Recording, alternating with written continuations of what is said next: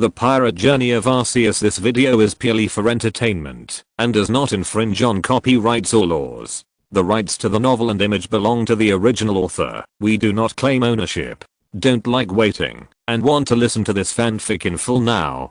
Subscribe to our Patreon, where you'll find the best fanfics. Chapter 1, The Lunaria Clan and the Newborn Arceus. The slightly sci-fi style room was filled with various instruments whose uses were incomprehensible. In the center of the room, an egg with strange patterns was fixed on a metal platform. From the outside, the egg had nothing special, except its size and pattern. But from the inside, a strange creature opened his eyes. How long has it been? The accumulated energy can finally hatch. The curled up body of the special creature stretched out, observing the whole world through the eggshell outside. Its trunk, mane, tail, and dark side of the face were outlined by gray vertical stripes. The four pointed feet were tipped with golden hooves. The mane rose high from the head. The face was gray, with green eyes and red pupils, and green circular patterns around the eyes. In another world, the name of this creature is Arceus, known as the Phantom Pokemon that created the world. However, this Arceus is not the original Arceus, so let's start from the beginning. In an ordinary rental house next to the university, a person who is about to graduate is playing Pokemon Legends Arceus. At this time, his doorbell rang. He was a little curious about who would knock on the door at this time, but when he got up to check, a small truck model suddenly appeared at his feet. Then he fell to the ground and the switch in his hand flew out. When he woke up again, he could only feel chaos. He could feel that his body had changed, but he could not take action, and a special consciousness also came into his mind. This is a new Arceus. Then a feeling of drowsiness came, and he fell into a deep sleep. When he woke up again, he had the ability to feel the changes in the outside world.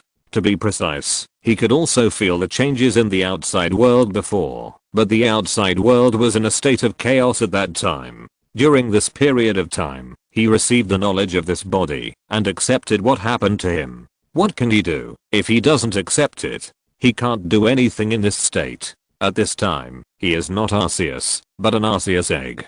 There are 18 stone slabs surrounding the eggshell to protect the life in the egg. After that, he seemed to be pulled by an unknown force, and he passed through a solid barrier and came to a brand new world. In the process, some stone slabs scattered when they collided with the mysterious force to protect the eggshell, and it fell to the land below with the remaining stone slabs. The best way to get a body that can move freely is to find all the stone slabs. With the power of the stone slabs, he can quickly get rid of the shackles of the eggshell. But an egg cannot find the stone slabs by itself. When he fell here before, there were only 3 stone slabs left around him, and he himself didn't know where those stone slabs went. Only within a certain distance could he sense and control these stone slabs. At this time, some strange natives in his eyes surrounded him, with black wings behind them, and flames burning on their backs, which made him realize that this world was different. But at this time he didn't know that the race of these people was called the Lunaria tribe. He had read a lot of comics before, but when he saw the 1GUO chapter of the comic One Piece, he didn't continue to follow it for various reasons. To be precise, he only read it occasionally during the Dressrosa chapter. He had no impression of this mysterious tribe that appeared only in the later period. These natives seemed to be worshipping him as a sacred object. The eggs that fell from the sky were not ordinary things. This behavior gave him some ideas. Although he could not move, he could find a way to drive these natives to find it. With wings and flying, their range of activities should be very wide. But he could only feel the changes in the outside world, but he could not communicate with the outside world. Unlike Arceus, who created the world, he was still in the state of a lover. His power mainly depended on the stone slabs. In the process of crossing the space, the connection between the stone slabs and the body became loose. The big collision when falling from the sky to the ground made most of the stone slabs fly to unknown places. So now he can't communicate with others through thoughts. But there are always more solutions than difficulties. Among the remaining 3 stone slabs, one is the fireball stone slab with fire attribute. During the sacrifice, he saw that those people could use the power of fire. So in a sacrificial activity, he used the power of the fireball stone slab to give some natives the power to use more powerful fire. He thought that, since these natives could come here quickly, they must have seen the process of his fall. The impact of the fall was extremely powerful. Either these people were strong enough to withstand such an impact, or they were extremely fast. In either case, they were excellent tools for finding stone slabs. Let them know that stone slabs can give them power, so that they will take the initiative to find similar stone slabs, whether they directly find the magical stone slabs of the superpower system or a few more stone slabs. When his power is restored, he can communicate with these natives. As for the language problem, he could tell that it was Japanese. After watching anime for many years, he had learned Japanese by himself through a large number of anime dramas, so he had no problem understanding it. When the time comes, give them some rewards and let them find more stone slabs. After they hatch, he can do more things. He doesn't know how long it will take to hatch, but his body's instinct tells him that the stone slabs will speed up the process. Ideals are full, but reality is skinny. The first half was the same as he thought. After these natives gained power, they became more respectful to him, and even the sacrificial activities became much more grand. He also learned the name of this race during the sacrifice, which was Lunaria. However, the problem came. Although he heard the chiefs and prophets discussing the problem of the stone tablets during the sacrificial activities, and sent people to look for them, he never found any of them. Because of the fusion of Arceus' body, he had no shortage of time, so he came up with plan 2. As long as there was enough time, the power of the remaining 3 stone tablets would be enough for him to hatch. When he was born as a holy object, he could still ask these people to help find the traces of the stone tablets. So he began to sleep and would wake up every once in a while to check some changes in the outside world. However, as time passed, unexpected factors appeared in the plan. The war seemed to have begun, and outsiders were attacking here. Logically, he would not have any special feelings for these Lunarians, but due to physical reasons, he regarded these Lunarians who worshipped and sacrificed to him day and night as his own people. He also had some inferences about his own situation. Similar to the empty nest old bones next door, the flying squirrel who traveled through time and became an undead was affected by the body, and his way of thinking gradually approached the undead. His way of thinking was also influenced by Arceus, the god of creation, but Arceus was not an undead. This influence was different from that of the Bone King. It was more like a combination of divinity and humanity, and the subject of the behavior was still himself. This behavior of hurting his people had violated his bottom line, but he was still an egg and could do nothing. He could only stimulate the power of the fireball slate and temporarily give the fireball slate to the chief. This method consumed a lot of his physical strength, so he entered a new round of sleep. But before that, he heard the last order of the patriarch, asking the remaining tribesmen to flee with it, which was regarded as a sacred object. Every time he woke up, the Lunaria tribesmen around him would change a new face, and the number of people was getting smaller and smaller. Hundreds of people, 10 people, 2 families, until only 2 people were left. The boy was called Abel and the girl was called Shaina. When he woke up again, there were countless strangers outside, as well as various strange instruments, but Abel and Shaina in his impression were gone. At first he thought that these 2 people, like the Lunarians before, died in the pursuit of the enemies, but later he found out that he was wrong. He met these 2 people, but they were in the same state as him, and were both subjected to some strange experiments. Because the people above also wanted to figure out what the Lunarian egg was. During this period of time, they tried to hatch it and destroyed it, but it didn't work. The surface of the eggshell was so hard that they couldn't understand it. They put the egg, the stone tablet obtained, by killing the tribe leader many years ago, the stone tablet obtained with the egg, and Abel and others in the same research institute. Because the Lunarians lost a stone tablet on the way to escape,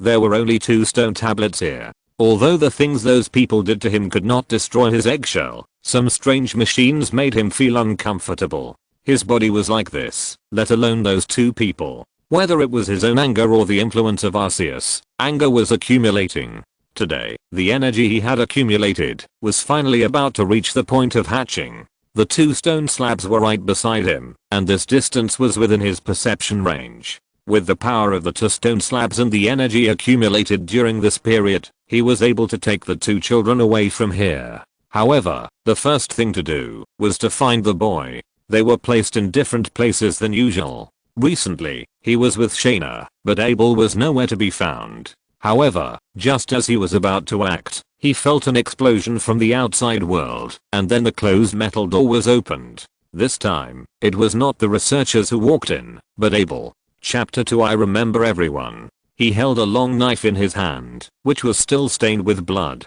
He looked a little tired, but very excited. There were many people lying at his feet. They were obviously the original guards of the institute. Arceus didn't know how Abel broke free from his restraints and escaped, but for him, this was a good thing. There was no need to look for Abel, just take the two little guys with him. On the way of the Lunaria tribe's escape, many people chose to die with the enemy in order to protect him and the stone slab that had not yet hatched. He couldn't leave the two little guys alone. Shaina, I'm here to save you. Abel, I'm so glad you're still alive. Well, we can leave here soon, we're free. Abel opened the device that restrained Shaina and wanted to take her away. I know my body well, I can't hold on for much longer. I'll only be a burden if I go with you. Just take the holy relic away. I'll stay behind to cover you. Unlike Abel, who still had plenty of physical strength, Shaina was weaker now because she had experienced more.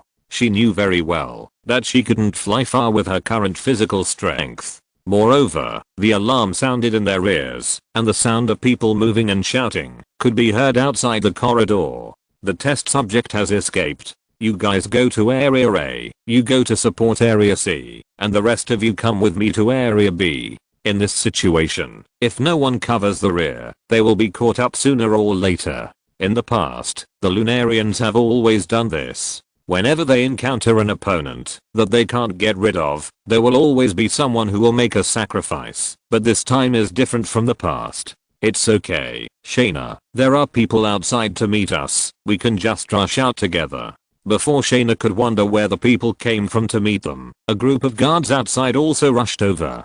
Don't use guns, they are precious specimens. We must capture them alive. The manager looked at Abel and Shaina and made a decision immediately. In his opinion, these guards who could be recruited at will were far inferior to the two precious test subjects. Even though these two people were lethal threats, he still insisted that his subordinates use non-lethal weapons. Abel, everything is up to you. I will make a way for you. Shaina clenched her fists. The Lunaria clan had strong talents, and with the special growth environment, their strength was not weak. At least much stronger than these ordinary guards. The flames behind Shaina began to go out. The Lunaria clan could ignite flames behind them. When the flames went out, the defense of the person involved would decrease, and accordingly, their speed would be greatly improved. Shaina was ready for a do-or-die battle. She didn't believe that anyone would pick them up. In her opinion, this was just Abel's words of comfort. But no matter what, they had to deal with the enemies in front of them first. Their sacred object was a giant egg. Even for the young Arceus, the egg was 2 meters high. Carrying such a thing would definitely affect his physical ability. Not to mention the stone slab that was nearly 3 meters in size. He couldn't carry such a huge stone slab and egg away at the same time. Shaina's physical strength was insufficient, so she could only give up the stone slab for the time being. They were not giants. As young people, their body sizes were still within the range of normal people. It was already very difficult to move with such heavy objects. These people were not too strong, but they were well equipped and had a large number of people. The room limited the scale of the battle, and they would not face too many enemies at the same time. But when they dealt with another group of enemies rushing in, Abel found something wrong. The eyes of the guards who rushed in again were not on him, but on his back. And from the corner of his eye, he could also feel something glowing behind him. Then a beam of light with terrifying power shot out from behind the two of them, blowing the guards at the entrance into the sky. The terrifying light did not stop. The walls of the entire institute were pierced. Through the traces left by the destructive death light, one could even see the sea in the distance. The holy object. It's the holy object. Shaina, look. The holy object has hatched. Looking back, Abel's tone was full of surprise. Shaina also looked at the place where the giant egg was originally. At this time, the egg had disappeared, and a creature with a special shape stood there. There was no doubt that the attack just now was launched by him.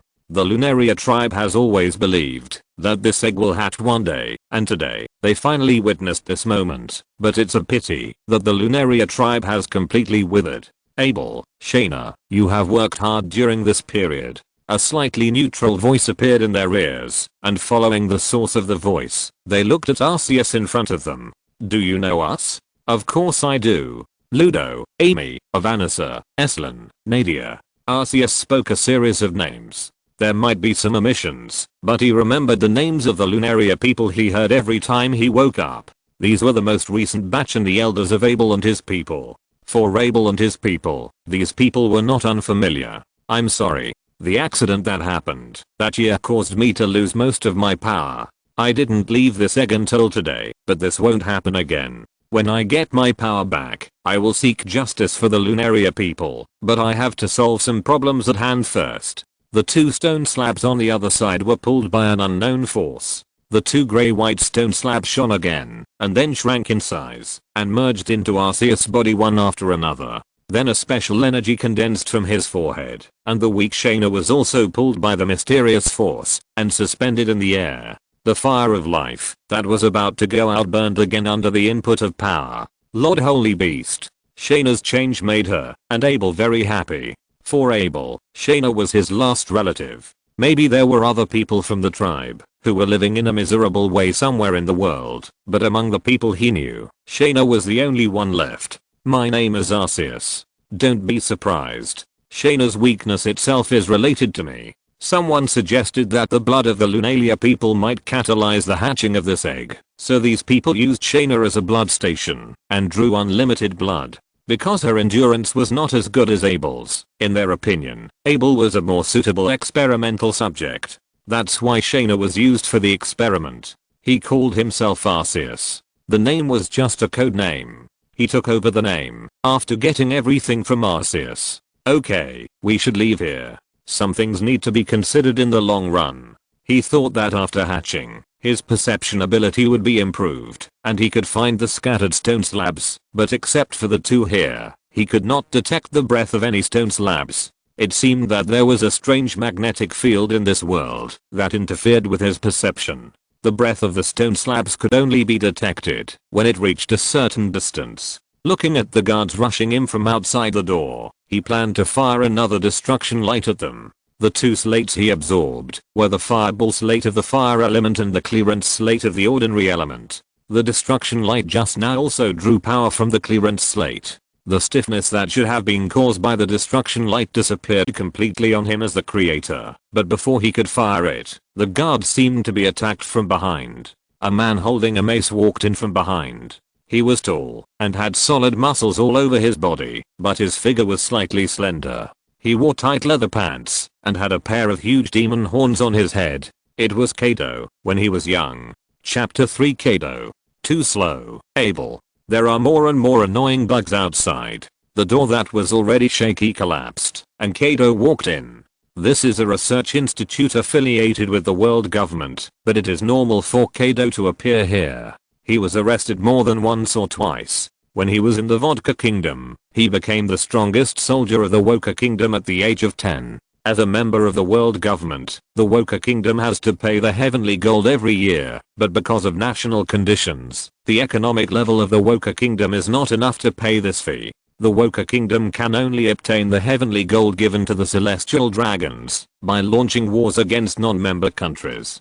Kaido was originally a member of the Kingdom Army, but that year, in order to obtain the right to participate in the World Conference, the king wanted to hand over the talented Kaido to the Navy and let him participate in the Navy's world recruitment. Because Kaido refused, he forcibly captured Kaido and handed him over to the Navy. Kaido refused to become a political tool of the king and destroyed the warship that day to start his pirate career. From then on, he would be arrested whenever he was hungry, and the prison ship was used as his canteen. After that, he joined Rox. Today, when Rox has become a thing of the past, he began to be arrested again. This time, he was sent to this research institute to study the problem of endurance experiments and bloodline factors. For him, not only is arrest common, but jailbreak is also common, and this time he plans to recruit new partners. Abel is the one he has his eyes on. He saw what happened to Abel before and became interested in the talents of the Lunaria family.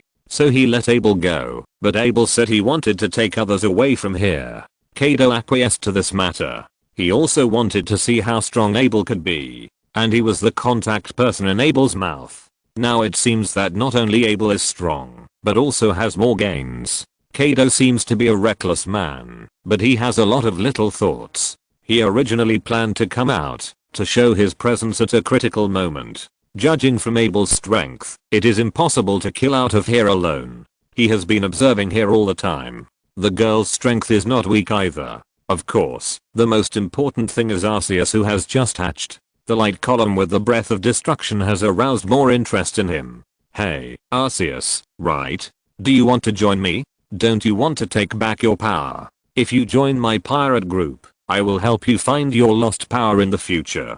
Their conversation was also heard before. Abel and Shaina are air fighting forces, and they can grow up to be a person's right-hand man. There was no problem originally. After all, it was he who helped them escape from here, but the appearance of Arceus meant some new changes. Judging from the situation of the Lunaria clan, they would probably obey the words of this holy beast if they could take it under their command. Not only would they increase a stronger fighting force, but they would also be able to further bind Abel and Shaina. He likes capable people, no matter who this person is, who he has served before, or what race he is. As long as he admires their abilities and is willing to join him, he will not refuse, and he has plenty of patience. The fighting power shown by Arceus' attack and the magical means of replenishing physical strength aroused his interest. In Kaido's view, the other party was just born not long ago, and it would be great to be able to subdue him at this time. However, the development of things was different from what he thought.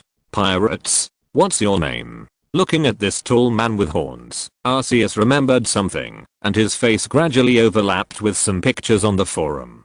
But there are some differences between the second dimension and the third dimension. When he really came here, he still needed to confirm it. Kaido, Abel has agreed to join me before. They are from the Lunaria tribe. They are wanted by themselves, and even more so after leaving here. This world is big, and you can't rely on only one or two people to find things. Master Shengju, brother Kaido saved me, so it doesn't matter. It's normal to repay others' kindness. No one else has the right to interfere in your life. Arceus is more concerned about another issue. The name Kaido, the plan to establish a pirate group, plus some information he got from the Lunaria people in the past. He finally determined where this is, the world of One Piece. However, in the later period, he only occasionally looked at the plot from the forum post bar or the push of big data. Although he knew Kaido, the future 4 emperors, he didn't know the details. Arceus didn't know more detailed information about the 3 disasters, so he didn't know that Abel was the Flame Disaster Jin, the leader of the 3 disasters. In this case, the identities of those who captured the Lunaria tribe were self-evident, and the strange interference magnetic field was explained. He didn't know where the remaining stone tablets flew to.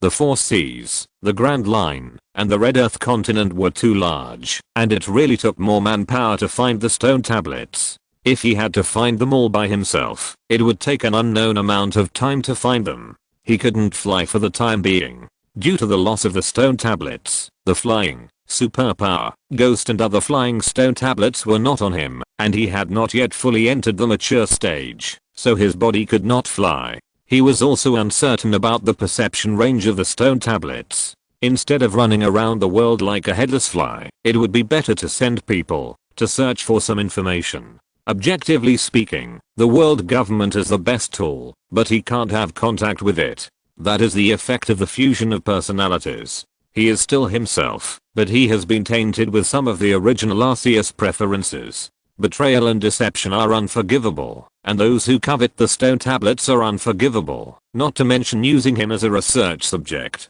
The future 4 emperors have great potential. As for the navy or pirates, it doesn't matter to him now. He just wants to get his own slate back. But he can't join someone else's team for this. His character is not so arrogant. Society is a grindstone. Internship makes him gradually smooth. Without sufficient background, the thorns on his body can't stay. Now the beast's pirates are just established, and joining is the elder. According to the analysis of many gods' perspectives, Kaido has always been good to capable subordinates. As long as there is no big accident, he is destined to become the Emperor of the Sea in the future, which is one of the largest forces. But Arceus is different. He is the creator of all the mythical Pokemon and the god of creation. Now he has inherited the pride in Arceus's bones, which makes him feel like he has returned to his passionate youth. His goal is to collect slates, but focusing on results does not mean not having a process. I won't join anyone's team, but seeing that you saved Abel, I can make a deal with you, a deal you can't refuse. Chapter 4. Kaido is so excited. A deal you can't refuse. You seem to have just hatched. What can you trade? I admit that you have good strength, but this strength is still a little short of what you can use to make a deal. And what's the difference between this and joining me? You'd better join me. What if I'm wanted? Just stay behind me. I won't hand you over to anyone. In Kaido's view, the other party's strength is what he can show off, which is also what he appreciates, but he hopes to accept the other party under his command. He likes animal type ability users, and he has this idea at this time, otherwise he would not have the idea of building an animal type army in the future. Although Arceus is not an animal type ability user, rounding up, animals with powerful strength and wisdom are also his heartbeat targets. Kaido waited for Arceus's answer, and at this time, the guards who came to support came here again, which made Kaido feel irritated.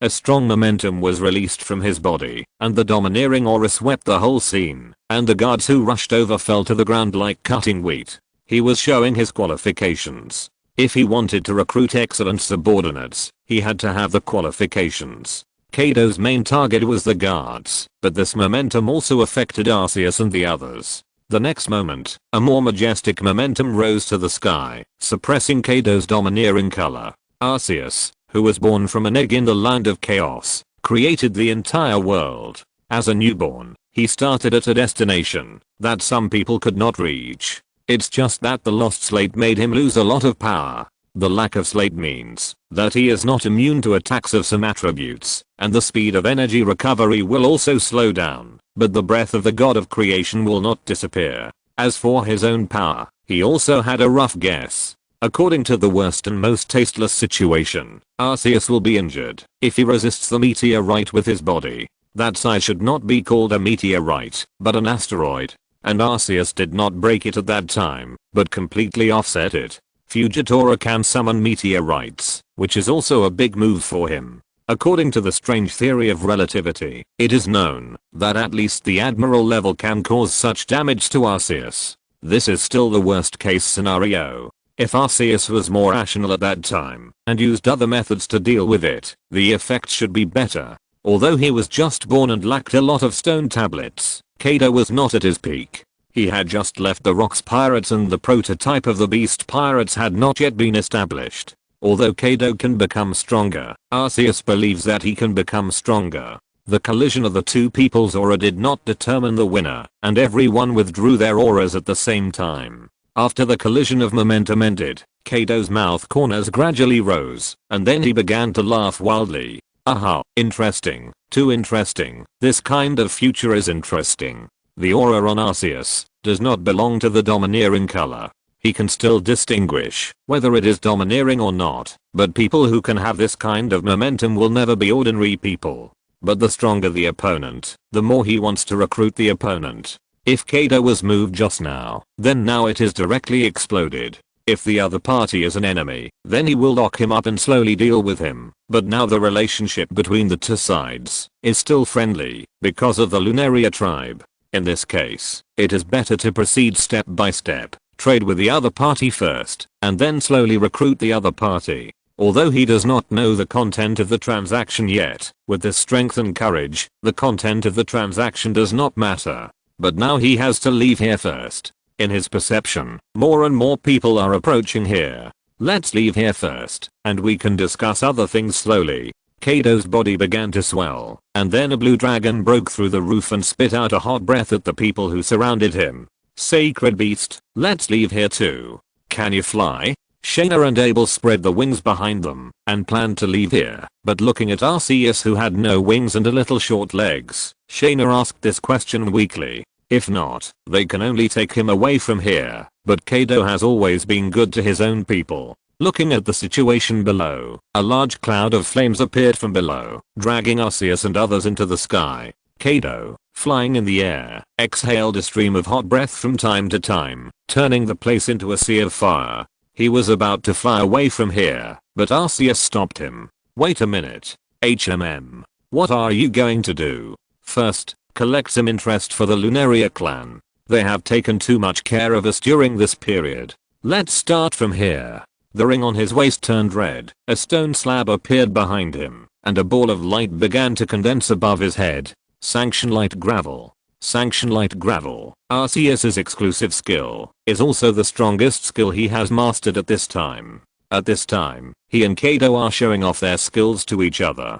Kaido wants to recruit him, while he wants to occupy a more dominant position in the transaction with Kaido. The energy ball flew into the air and exploded when it reached the top of the building complex below. The world-destroying fire meteors and countless fireballs smashed from above, completely razing the building complex below to the ground. The people who were originally fighting the fire and rescuing the data, and the guards who chased them out, some even gave up escaping when they saw the changes in the sky. Man-made disasters can still be avoided, but how can we escape from the natural disasters that destroy the world?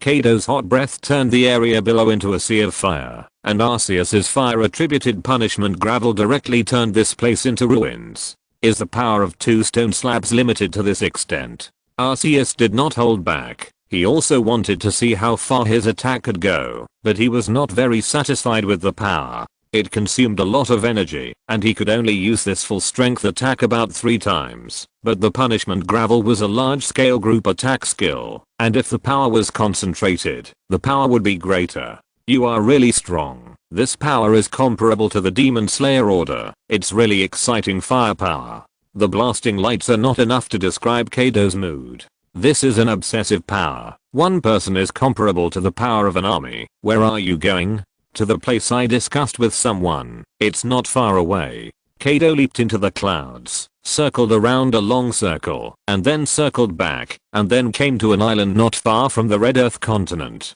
From here you can still see the aftermath of the previous destruction left by the two. Sometimes the most dangerous place is the safest place. The escape test subject is right under your nose, which is something many people would never have thought of. From the buildings on the island, it can be seen that this should be an island with a strong commercial atmosphere. Many people are looking at the black smoke rising in the distance and discussing what happened. Chapter 5 Ashes. From their words, it can be heard that there seem to be frequent explosions in that direction, so that people here have become accustomed to it. The place where Kaido landed was an uninhabited area on the island, which did not attract much attention. However, after entering the town, they still attracted a lot of people's attention. It was not because of the bounty and identity, except for being a pirate, or working in a profession closely related to pirates, such as the Navy and bounty hunters. Ordinary people could not recognize all the pirates, unless the person's reputation had resounded through the sky. Although Kaido now has his own reputation, he is not yet known to everyone. However, none of the appearances of this group of people are normal. Although there are many people with strange body shapes in this world, people with normal body shapes are the majority. A small giant like Kaido will naturally attract the attention of others. In addition to Kaido's body shape being very different from that of ordinary people, there are also wings behind Abel and Shaina. The flame can be temporarily extinguished, but the wings cannot be retracted into the body, so they have to be covered under a huge black robe to cover their faces. Coupled with Arceus' unique appearance, the group is quite eye-catching. Abel, you are strong enough. From now on, you can call yourself king. Your original identity is a trouble after all, and it will cause too many unnecessary things. The world government has never stopped offering a bounty to the Lunaria clan. As long as the news is reported, a huge bounty can be obtained. The characteristics of the Lunaria clan are too obvious. If they are flaunted in the market, they will cause countless troubles. Whether it is for Abel himself or Kaido himself, the identity of the Lunaria clan needs to be concealed. Then he looked at Shaina on the other side. I want 3 powerful people to become the strongest fighting force under my command, called the big boss of the 3 disasters. Now there is still one missing. How about you take this position? Arceus looked at Abel after hearing the title. The ability to burn flames behind him, and the black wings. He is king, the future leader of the 3 disasters of the beast's pirates, but there is still some difference in size. It seems that he will grow a lot taller in the future. But Shaina, no matter how you look at it, she will not be the famous ship king. That's right, Shaina's situation should be dead. At that time, he used the power of the stone slab to replenish Shaina's vitality, otherwise she would not have been able to hold on until now. And from the previous battle in the research institute, it can be seen that Shaina's strength is not inferior to Abel, and she is worthy of the name of Jack, but Shaina did not accept this title. Thank you for rescuing Abel, but the one who really saved my life was Lord Holy Beast. Whether it was when I was a worshipper of the Lunaria tribe or now, I will only obey Lord Holy Beast. That's a pity. Kaido was still sighing the last second, but the next moment he suddenly burst into tears regardless of the occasion. It seems that the repeated recruitment failures have caused him a lot of emotional fluctuations, but he has also determined to completely pull Arceus into the group. The terrifying firepower is also bound to another young man with outstanding talent. The heartbeat index is already indescribable. At this time, Kaido seemed to be emitting his own breath, as if he was out of control, making the people around him stay away from this madman. The streets soon became empty, and no one looked at this place anymore. Shaina did not give a code name like Jin. The probability of revealing the identity by the name is not high. The population of this world is still large, and there are many people with the same name, and there are even several face-to-face monsters. As long as you pay attention to hiding the characteristics, other things are not a big deal.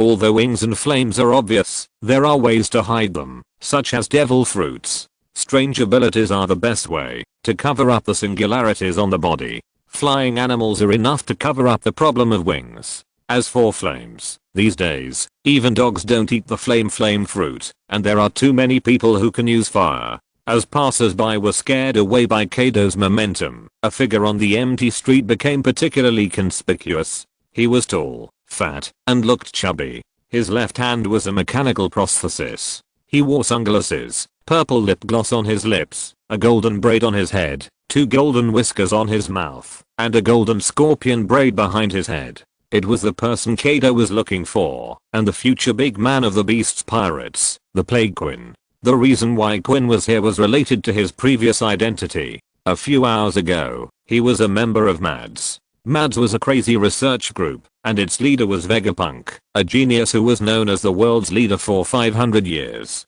MADS was an illegal organization not long ago, but now it has been incorporated, and is carrying out some research projects according to the orders of the world government. The research institute where Arceus and others were previously located was being researched by MADS people. At this time, everyone in MADS had their own ideas. There were scientists who gathered to study more things, and many of them could be said to be crazy. However, the world government only values Vegapunk and has no intention of absorbing all the members of the group.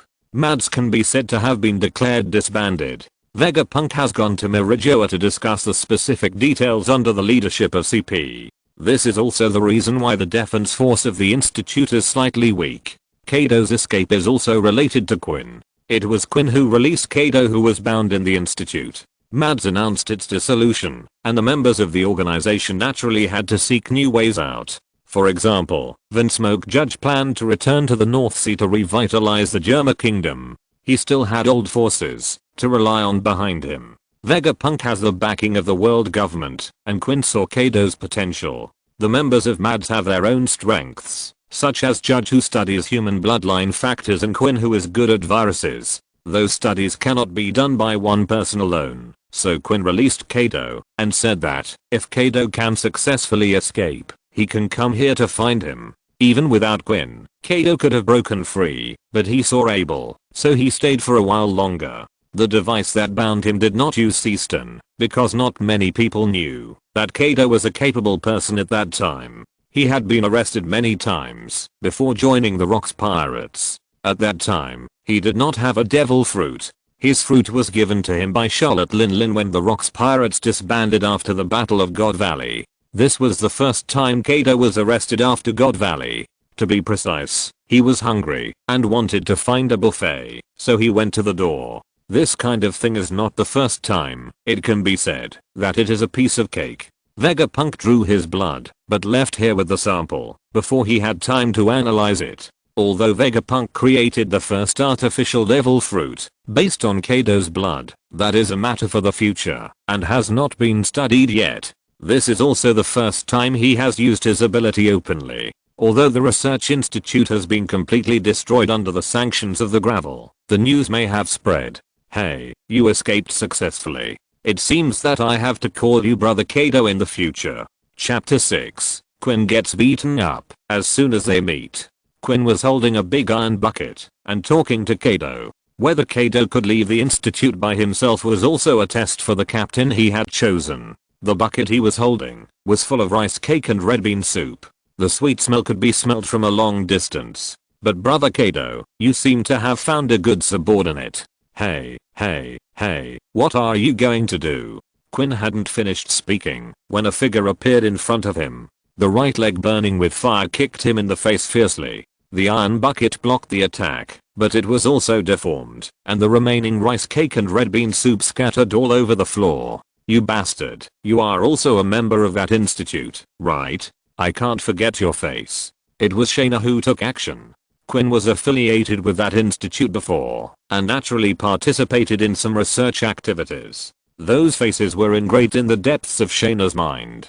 She and Jin didn't have a pure school. What they learned was just for better fighting, but they each had their own strengths. Jin was better at swords and weapons, while Shaina was used to hand-to-hand combat and had a good kicking skill. I'm not the leader of Kikexyu, and my rice cake and red bean soup. I just took a bite. The mechanical hand on his left arm blocked Shaina's kick. The hot breath made his beard curl slightly. The rice cake and red bean soup that spilled on the ground was the reason for his anger. Arceus did not stop Shaina. He knew how much anger she had accumulated during this period. Everyone in the institute was the object of her venting. However, it seemed that Quinn was also Kaido's target of recruitment. Don't you care? It's just a fight. Why should I care? We will work together in the future. Instead of scheming against each other every day, it's better to let her fight to her heart's content. She didn't agree to join you, but she obeys you very much. Don't you consider joining my pirate group completely? I can give you the position of vice governor. Not interested. Before he finished speaking, he felt something wet on his head. When he looked up, Kaido began to cry inexplicably again, and he didn't know where he got a wine jar and started to drink. What a pity. What a pity. Jin, do whatever you want, but you won't be able to do it after today. He could feel that Jin also had resentment towards Quinn, but he was not as impulsive as Shaina. Kaido's words turned on Jin. Quinn and Shaina were not at an advantage in the fight. Although he was bigger, he couldn't touch Shaina at all, and his air advantage was brought to the extreme. The next moment, he was also attacked by Jin, and the whole person rolled to the side like a ball. Jin and Shaina cooperated very cleverly. In the past life, the two had always fought together, and their tacit understanding was extraordinary. And watching Kaido crying and drinking on the side, Quinn understood that Kaido had no intention of stopping this. He wanted to see if Kaido's ability could really leave the institute, and Kaido seemed to have the same idea. You two bastards, I'm angry. Quinn's skin began to become rough, and brown yellow began to spread. His already round body became taller, and a huge Brachiosaurus appeared in front of the two. Dragon fruit ancient species Brachiosaurus form, a very rare ancient species of the animal system. However, unlike ordinary animal type ability users, Quinn has obvious signs of transformation. Not only his left hand, but also the tail and the whip on his head have mechanical hooks. Although the attack just now caused him a lot of damage, the physical strength and recovery ability of animal type ability users are quite strong, and he is still far from his limit at this time.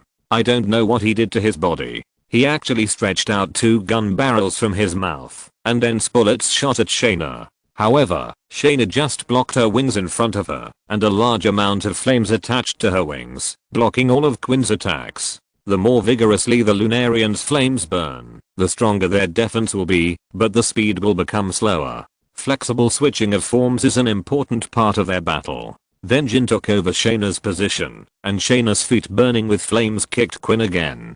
Jin lacked weapons at this time. In this case, Shaina's combat power is stronger than him. Girl who plays with fire, try this move, the new banquet hot fist. The mechanical claw at the end of the blade ignited a flame, and then under Quinn's control, it grabbed Shaina. However, as the flames behind Shaina died out, her speed suddenly increased rapidly, and she kicked the opponent in the face again, but she was still relatively weak, and the difference in size did not achieve much results. Her growth ceiling is very high, but now she is a little younger after all, which is much worse than the blessing brought by the devil fruit and mechanical transformation. However, in a 2-on-1 situation, he was still severely beaten by Jin and Shaina. Seeing that Shaina and Jin vented their resentment, Kaido also called a halt to the battle. From this moment on, the past grievances were over, and everyone would be on the same boat in the future, but Quinn did not admit it. A special power flowed into Shaina's body, and the burning sensation flowed through her body along her blood vessels. The flame behind Shaina also became more vigorous uncontrollably. Sacred beast, what is this? Try it, it should be similar to the so-called devil fruit. Shaina mobilized the power in her body according to Arceus's instructions. Her hands turned into claws, and a red mask appeared on her face.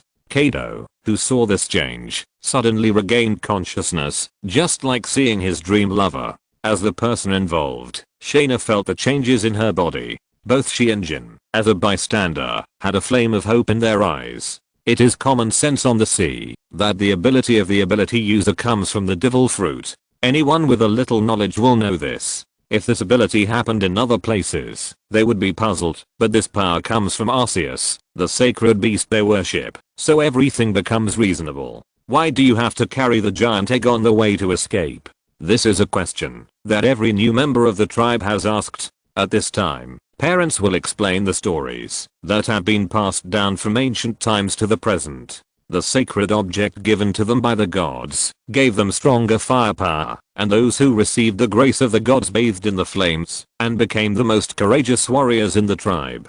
In the past, this was always an illusory legend, but today, he saw the power of Arceus. The sacred object that has been worshipped for generations has awakened, and under the illumination of this power, the glory of Lunaria will surely bloom again. Chapter 7 Flame Chicken and Devil Fruit. However, Arceus was not very satisfied. He found that the way of directly granting abilities seemed to consume a lot of physical strength.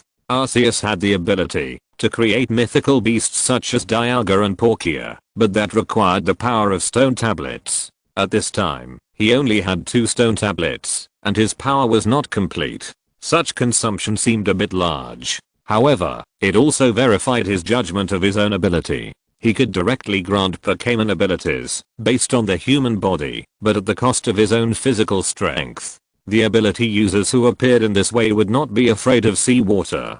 To be precise, what the ability users feared was not seawater or sea stone, but a special ingredient called pyrobrine. It is precisely because there are a large number of pyrobrine particles in sea stone that the ability of the devil fruit can be invalidated. The seawater in this world also contains pyrobrine ingredients, so the sea will have the same effect on the ability users as sea stone. And this particle has no effect on the ability of Pokemon. Arceus also has his own ideas about ways to save energy. One is to transform the devil fruit, or to transform people who have eaten the devil fruit to try it out, or to create something like a learning machine, to let some animal type ability users learn. Of course, these require multiple attempts to know the results, and now we have to see the specific effects. Shaina's body shape has not changed much, but it has increased by a few centimeters. In addition to the flames on her back, fierce flames also burst out from her feet and wrists. Through the transformation of blood, the ability of Pokemon is like that of the devil fruit, and Shaina's ability at this time belongs to the ability of Flame Chicken. If it is according to the statement here, it should be called bird fruit mythical beast flame chicken form. What is given is the final form, and the ability given is fixed. If you create Pokemon directly, it can slowly evolve from the initial form. But if you give it an ability, the initial form has to go through him to evolve. As for choosing flame chicken, it is because the Lunaria tribe itself uses fire. Shaina is good at kicking skills, and one of the 2 stone tablets he has at this time is fire. As long as the attribute contains one of the attributes of the stone tablet, he can create it. The cost of creation is proportional to the strength of the person who is given the ability and the strength of the Pokemon itself. At first, he wanted to try to create a fire-type beast, but the cost temporarily dispelled this idea. The red mask covered most of her face, her long white hair was divided into 2 pieces and hung down, and the outside of her body was covered with red feathers. At this time, she was in human beast form, but the difference between the beast form of Flame Chicken and this form was not particularly obvious. The only feature was that some of the skin was exposed. But in this case, no one could recognize her original identity, and there were people with dark skin. Okay, now you are all ability users. Since you think you can't lose in a one-on-one fight, then try again. Hearing Arceus' words, Quinn's forehead was covered with cold sweat. He was just being stubborn just now. It was difficult for him to deal with Shaina or Jin without abilities. Now Shaina suddenly has abilities, and it looks like an ability similar to that of a mythical beast. What can he fight? Looking at Shaina, who was ready to make a move, Quinn placed his hope on Kaido. Forget it. Forget it. We are all family members in the future. It's not good to fight and kill each other and hurt the harmony. Brother Kaido, don't you agree? He hoped that Kaido could stop this kind of thing, but he didn't get an answer. Then he looked at Kaido on the side and found that his face was ruddy and his eyes were floating, as if he had seen a big treasure. The wine jar in his hand had fallen to the ground and broken at some point. Then there was a burst of uncontrollable laughter. This already turbulent sea will inevitably become more interesting because of this. Kaido thinks it is interesting. Creating people with abilities out of thin air, compared to the emergence of such a shocking power, he thinks the changes brought about by this power are the most important. Speracy, Speracy, what a perfect power. Quinn, you have joined my pirate group, right? Yes, brother Kaido, it's not good for our own people to fight and kill each other. No, this is the best way to show your value. My first captain's order is to fight her again, one-on-one this time. He wanted to see where this ability was reflected. He was also a spectator in the battle just now. The same opponent could help him better perceive the changes. Quinn was confused by Kaido's request. At this moment, he had an illusion that he had boarded the wrong ship. He was in a complicated mood now. He was not of the Lunaria clan and did not worship Arceus. He did not have Kaido's big heart. He just felt excited when he saw the ability user who appeared out of thin air. This ability was too magical. It was so magical that it broke his common sense in the past few years. The next few minutes could be said to be the darkest minutes in Quinn's life. Shaina, who had obtained the ability of Flame Chicken, had completely changed into a different person. Her physical fitness had greatly improved, especially the strength of her legs, which had increased many times. Flame Chicken's leg strength can easily jump to a height of 30 stories. When this power is converted into a kick, even an animal type ability user cannot bear it, not to mention that the temperature of the flame attached to it is countless times higher than before. After a few rounds, Quinn fell flat on the ground and simply chose to admit defeat. Arceus on the side was full of disgust for Kaido. A several meter tall sturdy man showed that weird look, and he felt goosebumps all over his body. Is this the ability you are talking about? Yes, if you find the stone tablet for me, I can give similar abilities to the person you choose. By the way, the more stone tablets there are, the stronger my ability will be, and I can also create stronger abilities. As for whether there will be traitors, the ability is given by him, and he naturally has a way to take it back. It is completely impossible to use his ability to deal with him. No problem. Where are those stone tablets? I can't wait. Let's go find them now. If I knew where those stone tablets were, would I still need to make this deal with you? I just need more people to find out the information. I can sense the existence of stone tablets within a certain distance. By the way, do you have a devil fruit? I also want to try other things to see if I can transform ordinary animal type abilities into fantasy beast type abilities so that the abilities can be preserved for a long time and you can slowly find the right person. He did not say that it was too laborious to transform directly, but changed his reason. As for the reason for the animal type, it was because the fruit of the animal type had its own special characteristics. Not only could it give abilities to inanimate objects, but it also had its own unique will. If it were to transform other types of fruits, it would probably be more laborious than directly giving abilities to human bodies. No, that kind of thing is still very rare, but I have an idea, to create a legion of animal type ability users, so I'll just look for it slowly. As he was talking, a round black and purple fruit rolled to their feet. If you're listening to this novel on a channel other than Fanfic World, it means they downloaded and uploaded it without effort.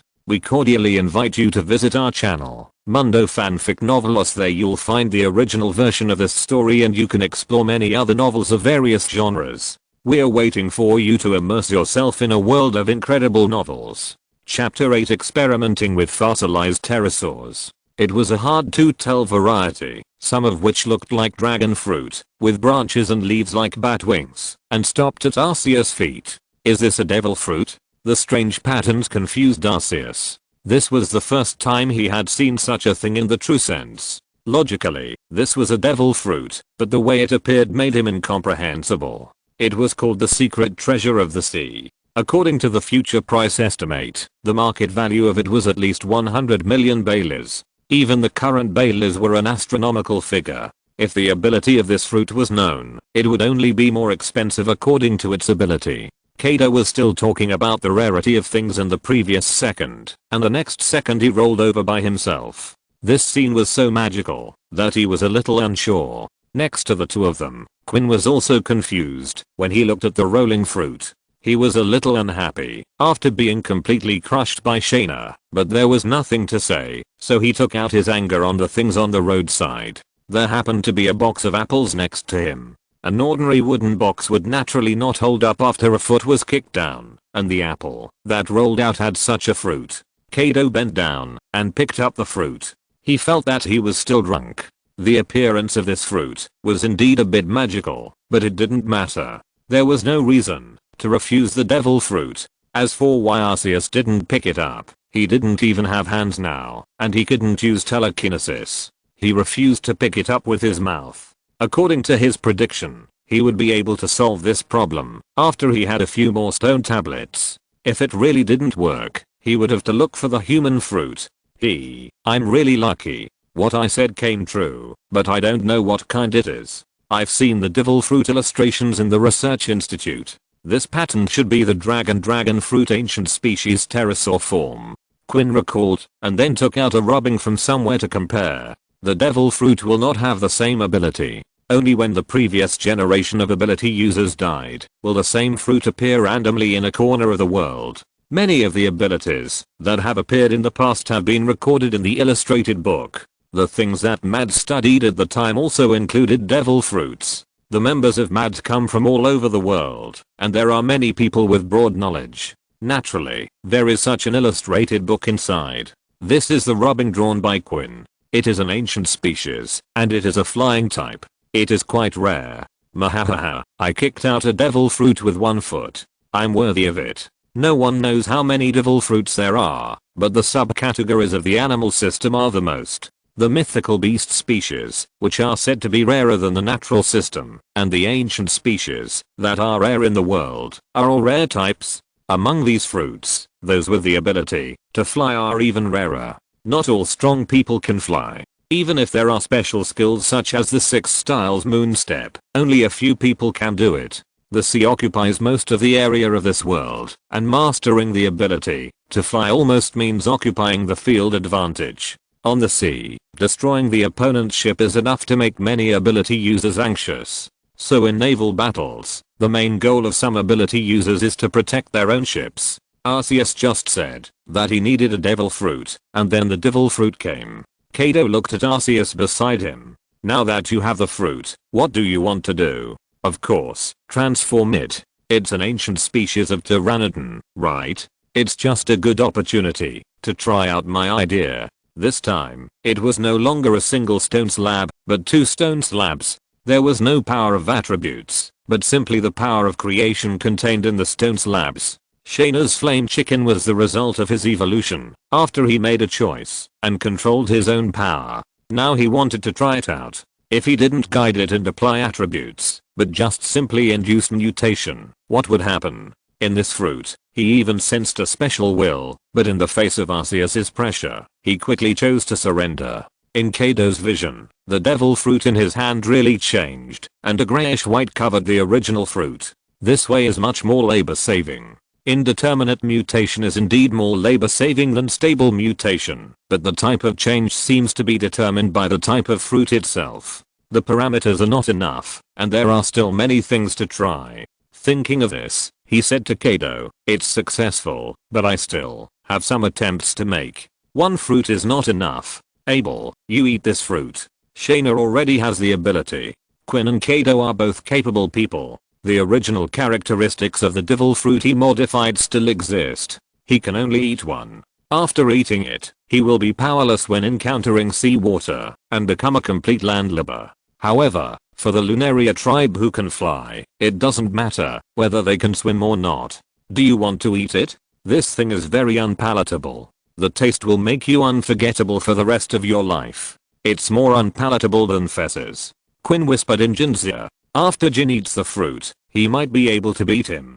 He can only take advantage of him verbally at this time, but Shaina did not satisfy him on this point. "Really? So you've eaten that thing, right? Ah, what are you talking about? I'm a power user, didn't you see that? No, I mean, you've eaten shit, so you know that this thing is worse than shit? Point legend. This is a legend on the sea. Don't you know anything? You bastard."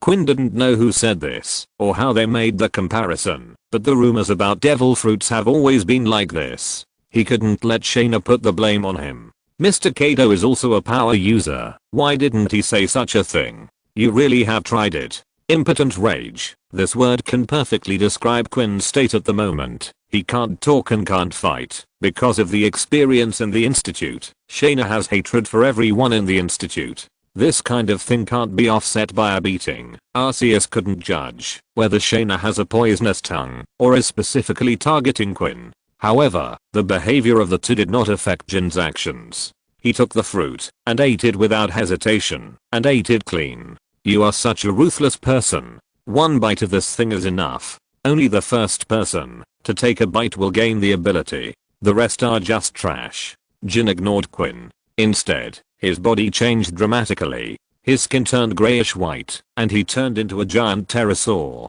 Although it was still a pterosaur, Quinn was sure it was not a pteranodon. The sharp teeth in its mouth and the stone-like texture of its skin were different from those of a pteranodon. Jin's ability at this time was called a fossil pterosaur. Chapter 9 Unlucky Quinn. This doesn't look like a pteranodon. As a scientist, Quinn's technical level is still online. Human body modification and viruses are his main focus, and biology is an indispensable part when it comes to this aspect. Not to mention pterosaur fossils. Living pterosaurs can be found on some ancient islands.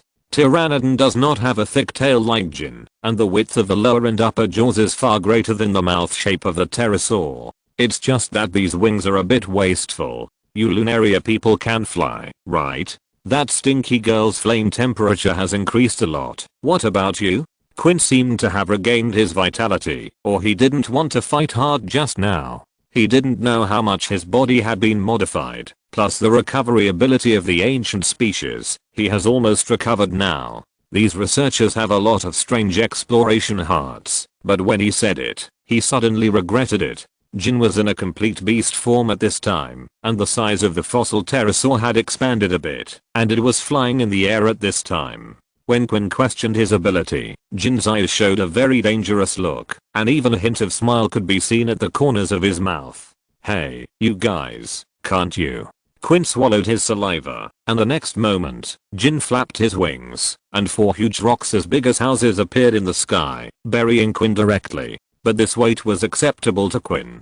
After a struggle, Quinn climbed out again, covered in dust, but he seemed to have suffered a little more today. Isn't this guy a pterosaur? Why would a pterosaur use the power of stone?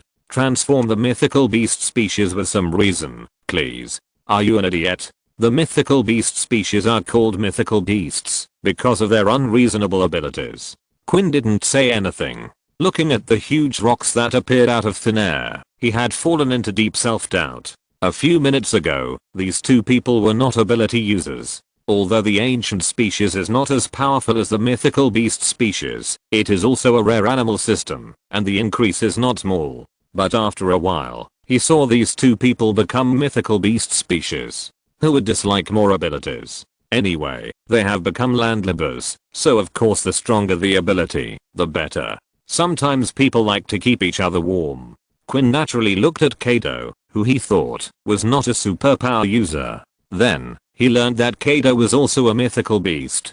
Kaido aside, the source of Jin and Shaina's abilities was ultimately Arceus, and Shaina always called Arceus the Holy Beast.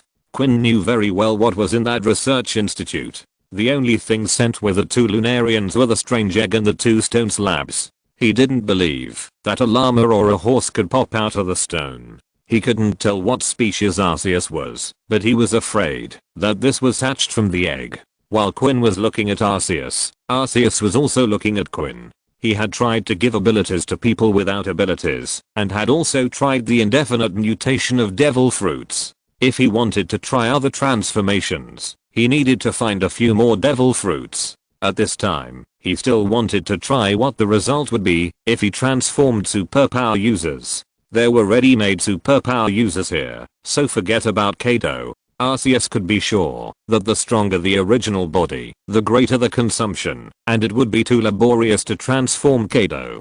Quinn is not much worse than Shaina, who has no power, so it is not bad to use him as an experimental subject. However, Quinn is not like Jin and Shaina. They have established a relationship because of their race. Although Arceus is not sure about the direction of transformation at this time, he can be sure that it will be beneficial and harmless.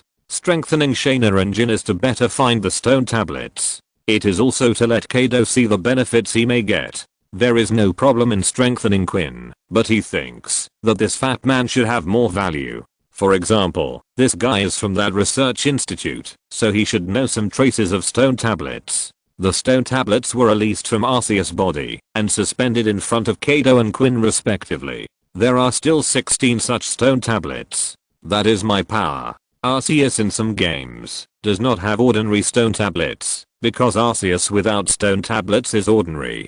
But when he became Arceus, the ordinary system also became part of the power, and each stone tablet represents immunity to a certain attribute attack. In reality, there is no restriction of carrying only one slate. When he retrieves all the slates, whether his attack can be effective or not, he can be invincible. Kaido, let me emphasize again, these are the things I need. Bring them to me, or bring me information about their location. I will use the power of the mythical beasts as a reward. This is the agreement between us. Is there a problem? Aha, no problem. Then the alliance between you and me is established. Now is the time to have a party. The party chapter of the pirate culture. A party is held for alliances, for good things, and for nothing. Even Rox's pirate group has this influence. Every pirate basically has a heart to hold a party, but now this deserted town is not suitable for a party. Facts have proved that Kaido has not entered a brainless state, and he also knows that this place is not suitable for a party. Of course, the most important thing is that he likes to hold parties and doesn't like to organize them himself. He only has a few people under him now, and there is no way. Let's talk about the banquet next time, but we should still drink a Sworn Brotherhood wine or something. When one pirate group decides to join another pirate group, both parties will drink the Sworn Brotherhood wine. However, when two people of similar strength choose to form an alliance, they will also take similar actions to express their sincerity. Although it is just a face-saving project, this tradition has been preserved. Several containers were found in the rice cake and red bean soup shop, where Quinn was just now, 2 large and 3 small. Kaido also announced the establishment of his own pirate group, the Beast Pirates, at this time.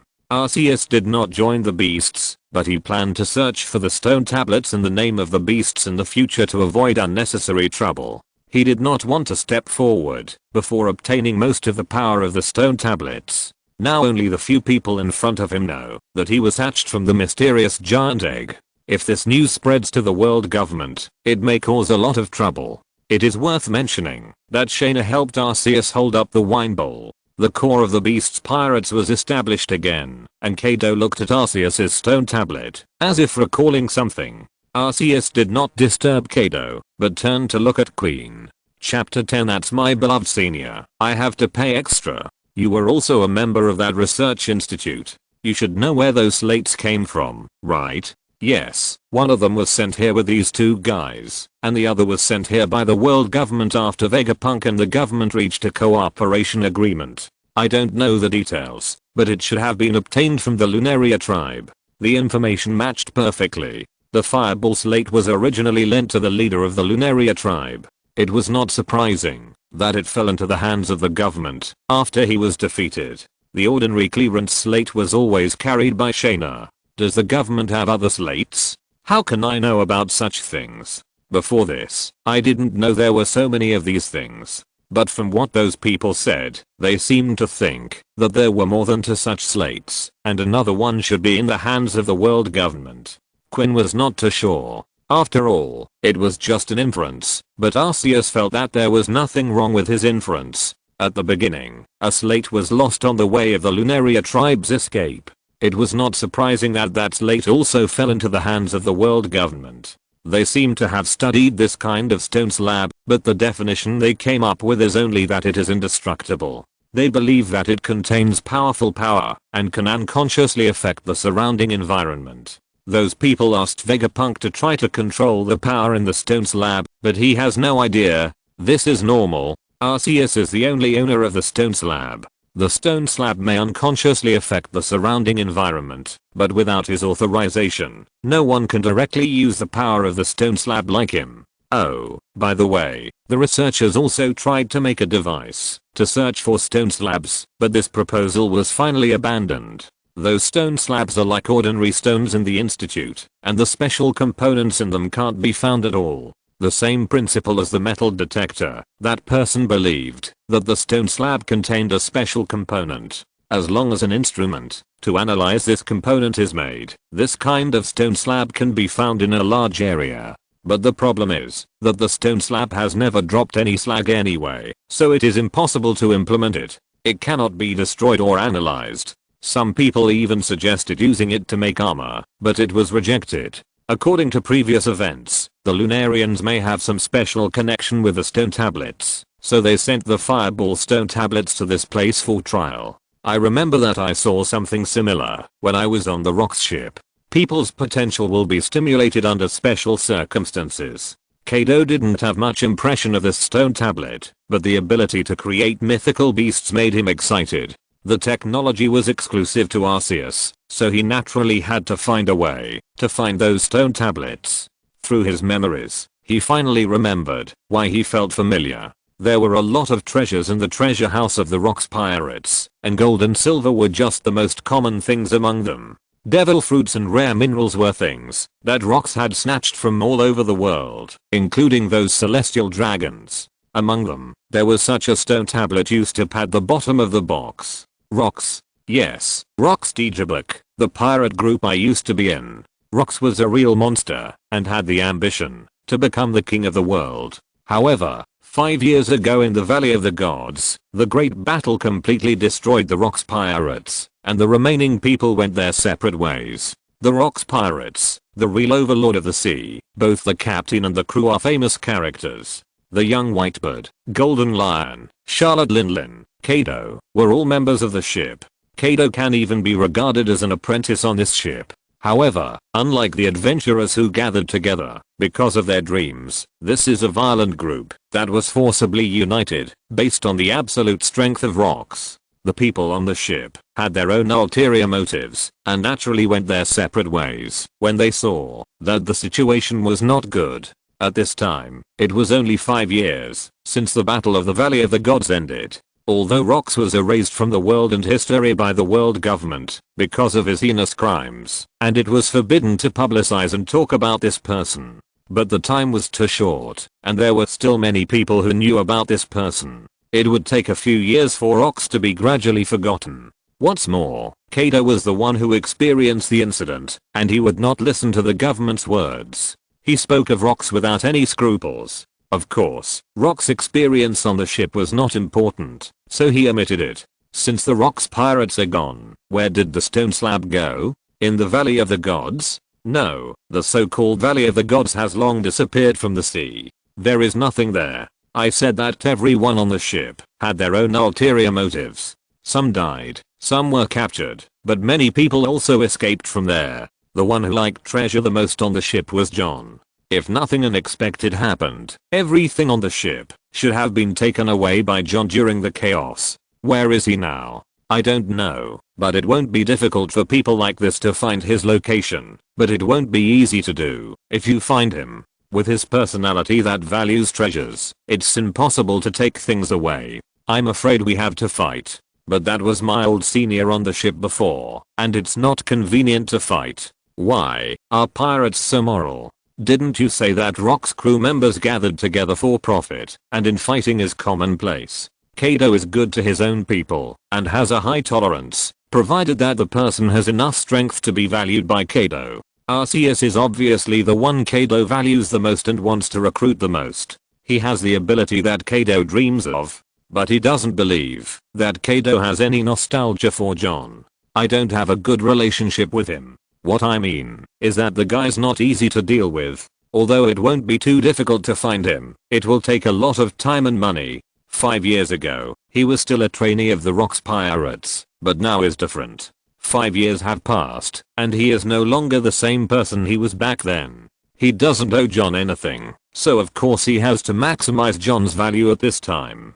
Kaido didn't ask for anything more, but he proposed to pay the reward in advance this time, and he couldn't wait. It's not impossible. Quinn, come here. He wanted to use Quinn to try out more abilities, and now it's just right to give Kaido a little more sweetness. Besides, there was no one else around except Quinn. The same force flowed into Quinn's body, consuming less than Shaina and more than Jin, which was a compromise. Quinn was a ruthless person who could transform himself in a weird way, so he didn't object to this kind of thing. However, when he used his ability later, he found a bunch of bananas growing on his chin. Chapter 11 What it feels like to eat your own banana. Quinn did not enter the beast form directly, but chose the human beast form. The main body was still a brachiosaur, but he was sensitive to the fact that there was something on his chin, and he grabbed it with force. According to his observation, it looked like a banana.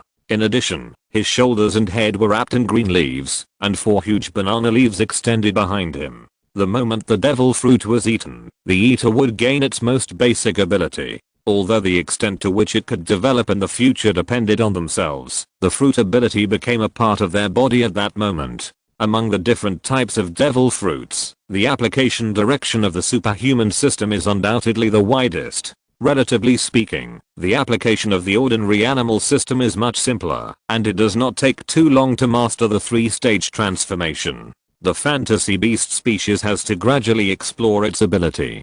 Compared with Shaina's high temperature flame and jumping power, Jin's ability to make rocks, the banana on his chin always makes people feel very strange. But the power coming from his body told him that this was not the case. He fanned the white banana leaves behind him and found that he was actually flying. This is unscientific. How can this banana leaf carry such a huge body? Is this the ability of the mythical beast species? It seems that my transformation can consider more aspects. Swinging the tail behind him, Quinn thought about many things. Tropical dragons do not have tails. The tail behind Quinn is retained from the Brachiosaurus fruit itself. Arceus's transformation this time is not a complete replacement. He used part of the energy to trigger the power of the Brachiosaurus fruit in Quinn's body, allowing it to undergo non-directional mutations. Although Quinn's Brachiosaurus has become a tropical dragon, Arceus is not sure what form this Brachiosaurus will be transformed into before the transformation is completed. However, this mutation must be based on the body structure of the Brachiosaurus. Geranium, big chrysanthemum, or ice dragon is also possible. The reason why it became a tropical dragon may be because Quinn likes sweets and has a heart that wants to fly. Shaina, Jin, and Quinn are 3 different types of individuals. Although the ability is successfully given, there are too few reference standards for Arceus to determine what the conditions for the change are. Although he has this ability, it does not mean that he knows the operation process of this ability. Just like the punishment light graveler's, his exclusive skill is ingrained in his mind. Using the punishment light gravel is like eating and drinking. It is instinctive. But he does not know every step of the operation process of the punishment light gravel. Arceus is called the god of creation, but God is only a range of power, and has never been an omniscient and omnipotent existence. For example, can God create a stone that he cannot lift? There is a saying that he could not lift the stone before creation, but he can lift it after creation. Arguing back and forth, there is no real result. When there are more transformation targets, the principle will naturally become clear under reference. And looking at Quinn flying in the sky, Arceus has a new idea. Before he regains the ability to fly, Quinn may be his exclusive mount. Among the 5 people present, he is the only one who can't fly now. Shaina is a girl, and Jin is not big enough now. Even if he becomes a pterosaur, he can't carry him.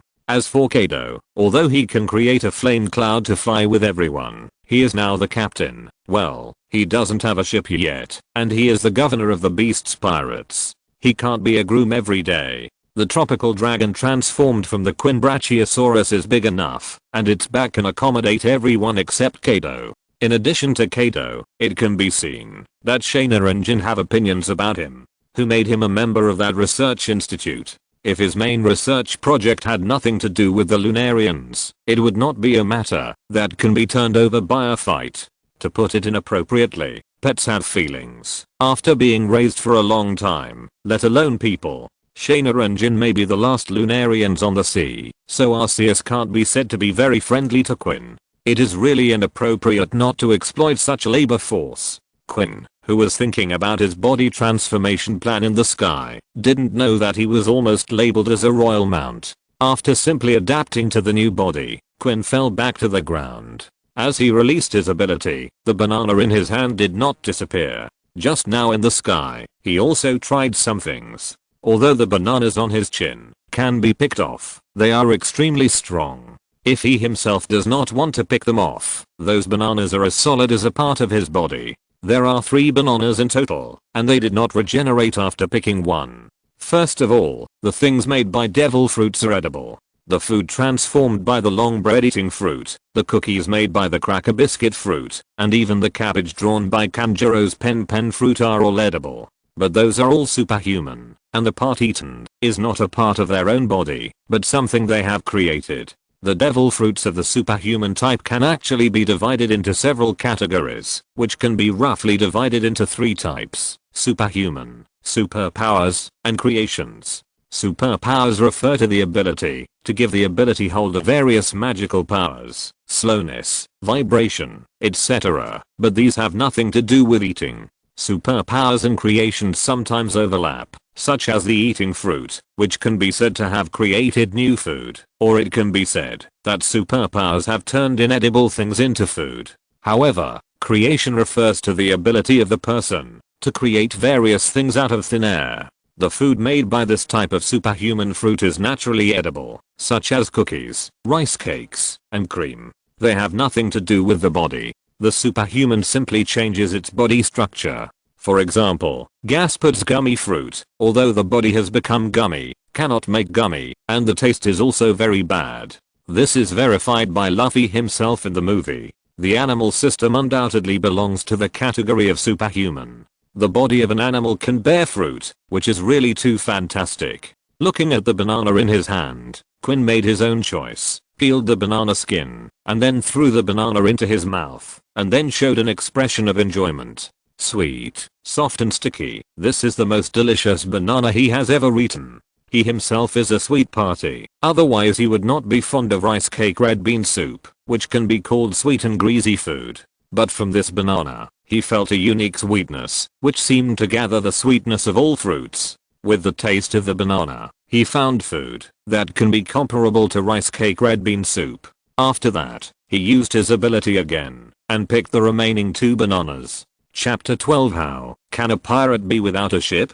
Quinn's Brachiosaur transformed tropical dragon was even bigger, which made the bananas even bigger. But for those who ate by the bucket, these 3 bananas just whetted their appetite. The first thing Quinn did to develop his new ability was to study how to produce bananas. After several unsuccessful attempts, He turned his attention to Arceus. He was the one who came up with this ability, so he must know some details. Quinn came up with a flattering and ingratiating smile on his face. Human body modification was one of his favorite things, and in this regard, Arceus's ability had reached the pinnacle. The granting of this ability was equivalent to the modification directly at the genetic level. If he could study this power clearly, he, Quinn, would become the most talented person in this field. Not to mention the extremely sweet magical bananas. Hey, you must know how to use this ability to produce bananas, right? And how exactly is this transformation done? You better respect the holy beast. Quinn, who came up, was facing Shaina's hands wrapped in flames. If this fat man like a pervert approached, it would definitely be a dereliction of duty for Shaina. After having the new ability, Shaina did not remove her ability, but kept this form. In the human beast state, the original head features of the flame chicken formed a mask. Shaina liked this red mask that covered her face. She and Jin were destined not to show their true faces for a long time in the future, so she kept this state. Except for a small piece of the chin exposed, her hands and feet were wrapped in special bandage-like objects, and the black wings on her back also turned into red wings. The Lunaria people themselves have strong physical strength and excellent endurance, and Shaina, who was strengthened by her ability, is even more so. Just maintaining this state is not a consumption for her at all. Her ability comes entirely from the power of Arceus. Although it is similar to the devil fruit, it is fundamentally different, and it consumes much less energy to maintain this state. Jin is now in the state of being activated, but the fossil pterosaur is different from the flame chicken, and does not have a mask, so his head is completely in the state of a pterosaur. This is also one of the differences brought by Arceus' ability. The animal fruit of birds has a characteristic.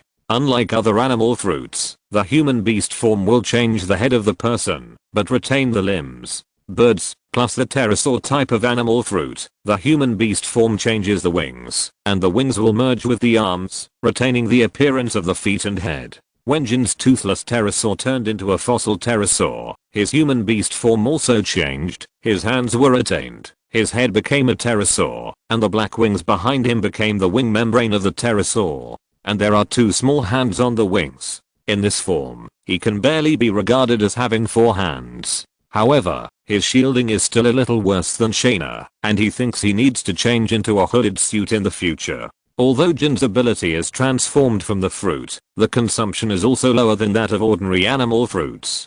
Jin and Shaina could not feel this difference, but Quinn, who was originally a power user, could sense this change. After he transformed into a tropical dragon, his normal consumption was much lower than that of the previous Brachiosaurus. The awakened animal system would have a constant supply of physical strength. Although the ability after the transformation was not awakened, it could be said to be greatly enhanced.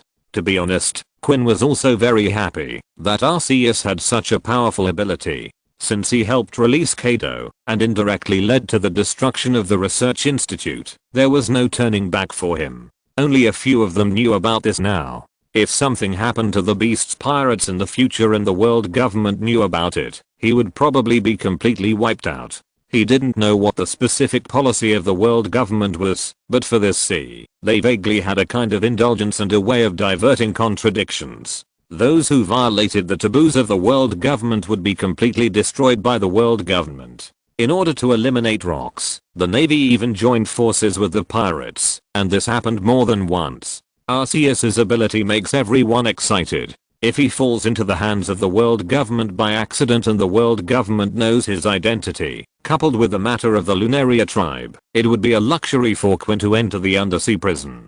So now he naturally hopes that the beasts will be as strong as possible, whether it is for the convenience of his future research or other things. This is the best result. Although Quinn is not a Lunaria tribe member, he and the Lunaria people are now on the same front. So he still wants to know how to make bananas grow. He doesn't believe that bananas are disposable.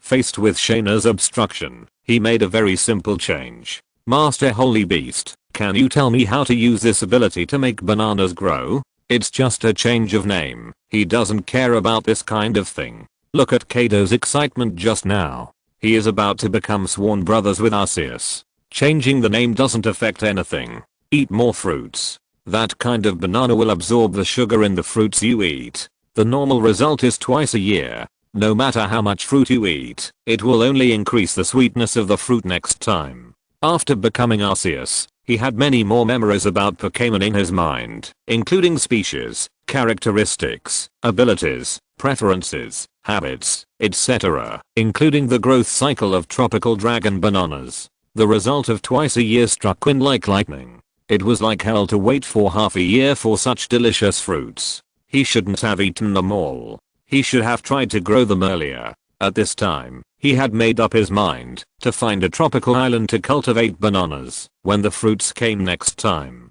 Of course, that was all in the future. The problem now was that they should leave. Now that he had the news about the stone tablet, he was not interested in waiting any longer. Kaido, stop drinking and find the John you mentioned. Hey, you're really impatient. It's time to go out to sea. Quinn, where's the boat you prepared? Here, let's go, but it might be a bit crowded. Quinn did prepare a boat, but this boat took him and Kaido into consideration. There is no dock here. Although Quinn has good technical skills, he is not Doraemon, so he can't just take out a boat. The boat in front of him is just a large fishing boat, but the engine has been modified. After adding Jin, Shaina, and Arceus, there is no extra space on this boat, and it is not even convenient to turn around. Don't you all know how to fly? Why do we have to squeeze on this small boat? In Arceus's opinion, the simplest way is for Kaido to roll up the flame cloud and take everyone away. Who knows that Kaido will walk up to this small boat with great interest. Compared with the boat and barrel that King Luffy sailed on and Blackbeard Draft, this fishing boat with an engine is indeed much more advanced, but its speed is definitely not as fast as flying. This is the first voyage of the Beast's pirates. What's the point of not having a ship? We will have big ships in the future. Let's set sail now. Chapter 13 Kaido's phone call. Why? It's obviously the boat I prepared. Why do you want me to scout the situation? You can fly faster than me. Above the sea, Quinn, who turned into a tropical dragon, flew beside the small boat. He was sent to scout the situation in the nearby sea area, and he still complained about it. Mr. Kaido is the captain. The holy beast can't fly yet. I have to take care of the holy beast. If you don't go, who will go? Don't we have this guy Jin? He takes up as much space as you do. Besides, Jin has to steer the helm. Besides, don't you think the whole ship will become more spacious after flying? If you prepare a bigger ship, won't this happen?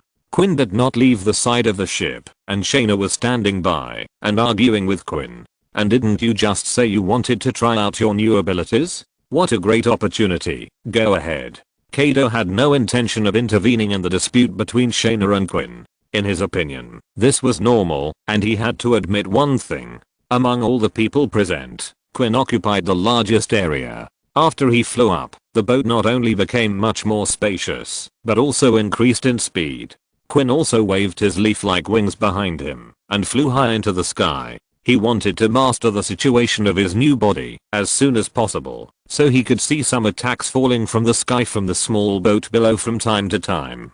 By the way, where exactly is this? Looking at the endless sea, Arceus wanted to figure out which sea area this was, the Four Seas or the Grand Line, and whether it was the first half or the second half of the Grand Line. At this time, Roger had not yet become the Pirate King, but there were still many strong men on the sea, and the enemies encountered in different seas were also different, so this was still something to pay attention to. With the strength of their small boat, as long as they were not in the New World, they could basically walk sideways. Sorry, Lord Holy Beast, we don't know where this is. We were near the Sabaody archipelago before we were arrested, but we don't know the location of the laboratory. The research institute is on the Red Earth continent. We came down directly from the Red Earth continent. This is the South China Sea. The direction we are heading now is the Calm Belt.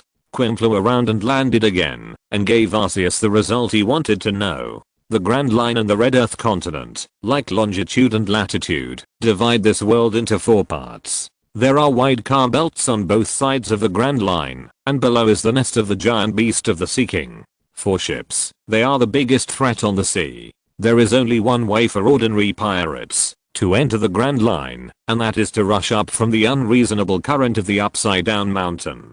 For a group like them who can fly, the upside down mountain is no longer a necessary option. It is much more convenient for them to cross the calm belt. This is also one of the ways to leave the Grand Line. The upside down mountain is a one-way street, and there is no underwater cave like the Fishman Island below. It is not easy to enter the Grand Line, and it is also not easy to leave the Grand Line. If ordinary people have money, they can reach any location in the four seas by land through Mirajoa, but this requires changing ships, and pirates do not have this qualification. For pirates who want to leave the Grand Line and return to the fourth seas, they can either abandon the ship, climb up from the upside down mountain, avoid the eyes and ears of the world government, and take the opportunity to return to the fourth seas, or cross the calm belt.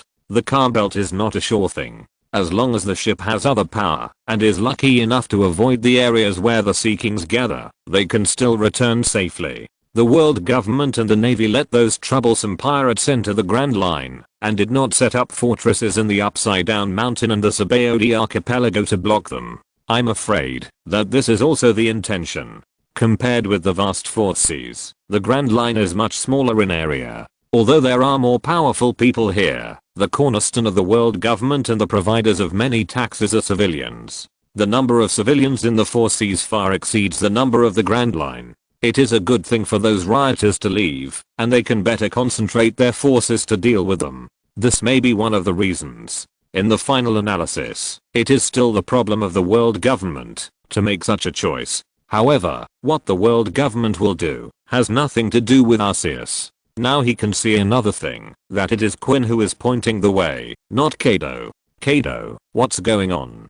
Don't tell me Quinn also knows where John is. Ever since Kaido said that he had seen the stone tablet in the treasure house of the Rocks Pirates, he just wanted to find John as soon as possible. Even if Kaido can't beat John, it doesn't matter. As long as he is within a certain range of the stone tablet, he can make the stone tablet return to its place by itself. The missing power makes him very inconvenient now, and he can't even scratch his back. And the special ring on his waist is called Thousand Universe Arm, which is also a part of his power. After all, in the legend, Arceus is also a creature with 1,000 hands. The good news is that the Thousand Universe Arm will not affect his movements now. Although it looks extremely solid, it can actually be controlled. For example, when he wants to lie down, the Thousand Universe Arm will soften instead of rigidly sticking him there.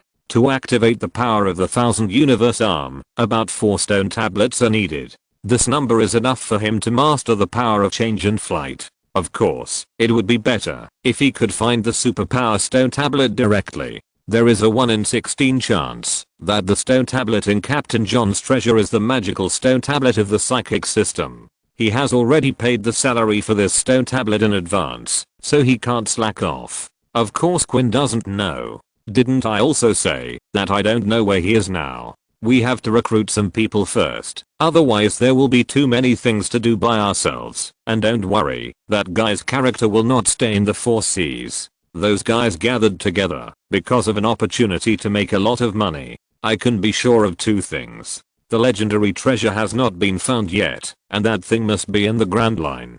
John is very greedy, he will not let this go. To prove this point, Kaido said to Quinn, "Quinn, give me a Den Mushi." After taking the Den Mushi handed over by Quinn, Kaido dialed a number. Bilu bilu bilu bilu bilu. After a noise, the Den Mushi changed into another appearance, and a female voice came out of it. Well, Kaido, you actually called me. It's really rare. I didn't hear from you for so many years. I thought you died in the Valley of the Gods. Stop kidding, Lingling. I won't die in that kind of place. I just have a question for you. You should know where that guy John ran off to, right?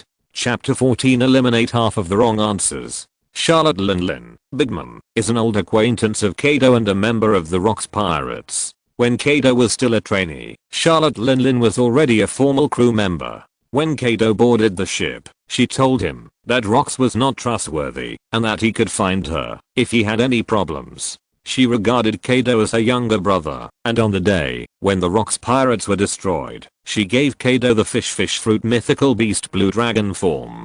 It can be said that Kaido was able to leave the Valley of the Gods thanks to the devil fruit given by Charlotte Linlin. So Charlotte Linlin has always said that Kaido owed her a big favor. Now Rox, the overlord of the sea, has just disappeared for 5 years. Goldie Roger has not yet become the Pirate King, and there is no concept of Pirate King and Sea Emperor on the sea. But there are also many powerful pirates. They regard some islands as their own territory, develop their own power, and become the local emperor of a region.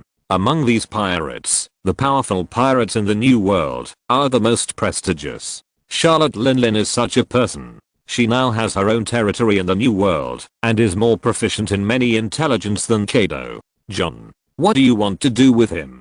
At this time, Charlotte Linlin's pirate group is on an island full of fruits. The chefs under her are making vegetable and fruit cakes while she is rubbing her bulging belly to take care of the baby. Looking at the original 4 emperors, Whitebeard relied on adopting a godson. Kaido opened a kindergarten. Red Hair looked for partners all over the world, and Big Mom looked for a husband all over the world, and she gave birth to a family for herself. The main members of the Big Mom pirates are also completely composed of their own children, sons-in-law, and daughters-in-law, and they are the ones with the strongest family atmosphere. At this time, she is pregnant with her 40th child. She was quite happy that Kaido, the little brother, suddenly called her, but she didn't expect that this little brother would ask about John's whereabouts. Don't worry about that. I just want to know where John is. Kaido, is this how you talk to your benefactor? I told you not to keep dwelling on this matter. Do you know where John is? Well, Kaido, you are still so impatient. Rumor has it that he has a large treasure. Do you also want this? Do you want to join forces with me and we can share the treasure? John is not easy to deal with. Big Mom smiled indifferently on the other side of the Den Mushi, but she had already made a gesture to Perospero beside her. No, I just want to know his whereabouts. You are so ruthless. You were not like this back then. He appeared on Hatsune's Island not long ago and then went to paradise. There are many people in the New World who are eyeing him. I don't know the rest. Looking at the information brought by Perospero, Big Mom said to Kaido. As soon as the voice fell, Kaido cut off the Den Mushi. Looking at the Den Mushi in her hand, Charlotte Linlin showed an unhappy look on her face, but soon forgot about it under the aroma of the baked cake. She was not very interested in Captain John's treasure, mainly because the effort and the benefits were not proportional. Now her territory can bring enough income. After all, John is a member of the Rox ship. There are no weak people on this ship. Everyone who can get on the ship has his special ability. If she wants to deal with John, her children are not strong enough, so she has to do it herself. But now she is busy giving birth. In addition, John's whereabouts are erratic, and she only knows that he left the New World and went to the first half. If Kaido finds him, she can help if the reward is appropriate, but since Kaido refused her, there is no need to take the initiative to approach him. Okay, now it can be confirmed that John is not in the New World but in paradise. The woman's words are still credible. Not only the Navy is paying attention to the movements of those big pirates, but other pirates will also pay attention to their movements. Some pirates do go out to sea for exploration or because of life, but these pirates are only a small minority. There are also termites in the Navy, but most people are more willing to trust the Navy than pirates. In today's world without great treasures, pirates go out to sea more for wealth, that is, their own interests. Only the lowest level pirates will leave after robbing. The big pirates have their own fixed territories. They will even act as umbrellas for the residents in the territories, and of course they will collect protection fees. They are like alternative lords. Few people will do the stupid thing of exhausting the pond to catch fish. Rabbits don't eat grass near their nests. They will not rob the residents in their own territories. At least the big pirates who are big and strong will not do this. Charlotte Linlin belongs to the cruel category among pirates. According to the normal timeline, the future 10,000 nations will rent their lives, but even so, there are a large number of ordinary people willing to live in 10,000 nations. Ordinary people need shelter. The Navy only protects the member states of the world government. For those who do not have enough power outside the member states, finding a suitable umbrella is what they have to do.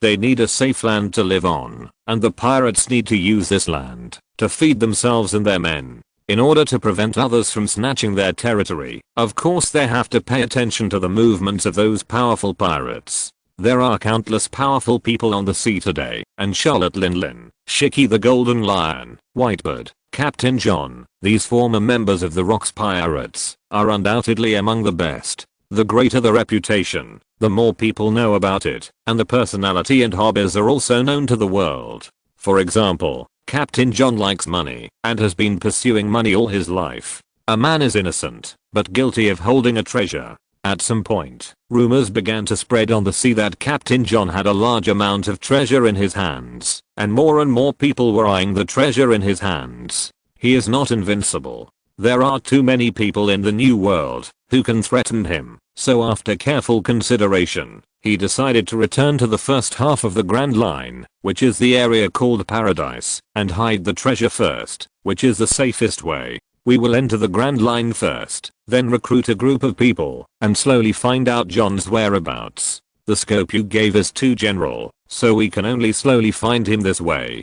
Kaido doesn't want to go the elite route completely. He wants high-end combat power and a large number of subordinates. When he was young, he was a warrior of the Woka Kingdom, and knew that numbers are also needed in war. But the people of the Four Seas are too weak. So he decided to go directly to the Grand Line to recruit his subordinates. If you're listening to this novel on a channel other than Fanfic World, it means they downloaded and uploaded it without effort. We cordially invite you to visit our channel, Mundo Fanfic Novelos. There you'll find the original version of this story and you can explore many other novels of various genres. We're waiting for you to immerse yourself in a world of incredible novels. Chapter 15 Newsbird. The power device made by Quinn is not inefficient, but the power source is charged by the pedal. If you step on it for a period of time, you can accumulate enough energy. Although it is not physical, it is very reasonable. In this world, where coke can be used as a power source, Newton's coffin lid has long been unable to hold it down. Well, Tesla and others probably can't hold it down either. Arceus has stepped on that pedal before, mainly because he is bored, and has nothing to do. Because Arceus can't think of any suitable adjectives, except the word boring for sailing days. He hasn't seen any islands for several days in a row. There is nothing but sea water around him. In this situation, he can't even be a fisherman. If the days are longer, he will choose to enter a dormant state. Kaido has poured all the remaining wine into his stomach, since he finished the phone call with Big Mom, and he has slept for several days without any intention of getting up. Quinn is studying himself when he is not scouting the situation, mainly modifying his mechanical hand. Jin and Shaina sometimes practice against each other, and sometimes they look at the distant coastline aimlessly, and they don't know what they are thinking. Quinn, how long will it take to enter the doldrums? It will probably take 7 days, but we have to go to the nearby islands to resupply. There is not much food left. It's a good thing that brother Kaido has been sleeping, otherwise it would not be enough. It would be best to change the ship.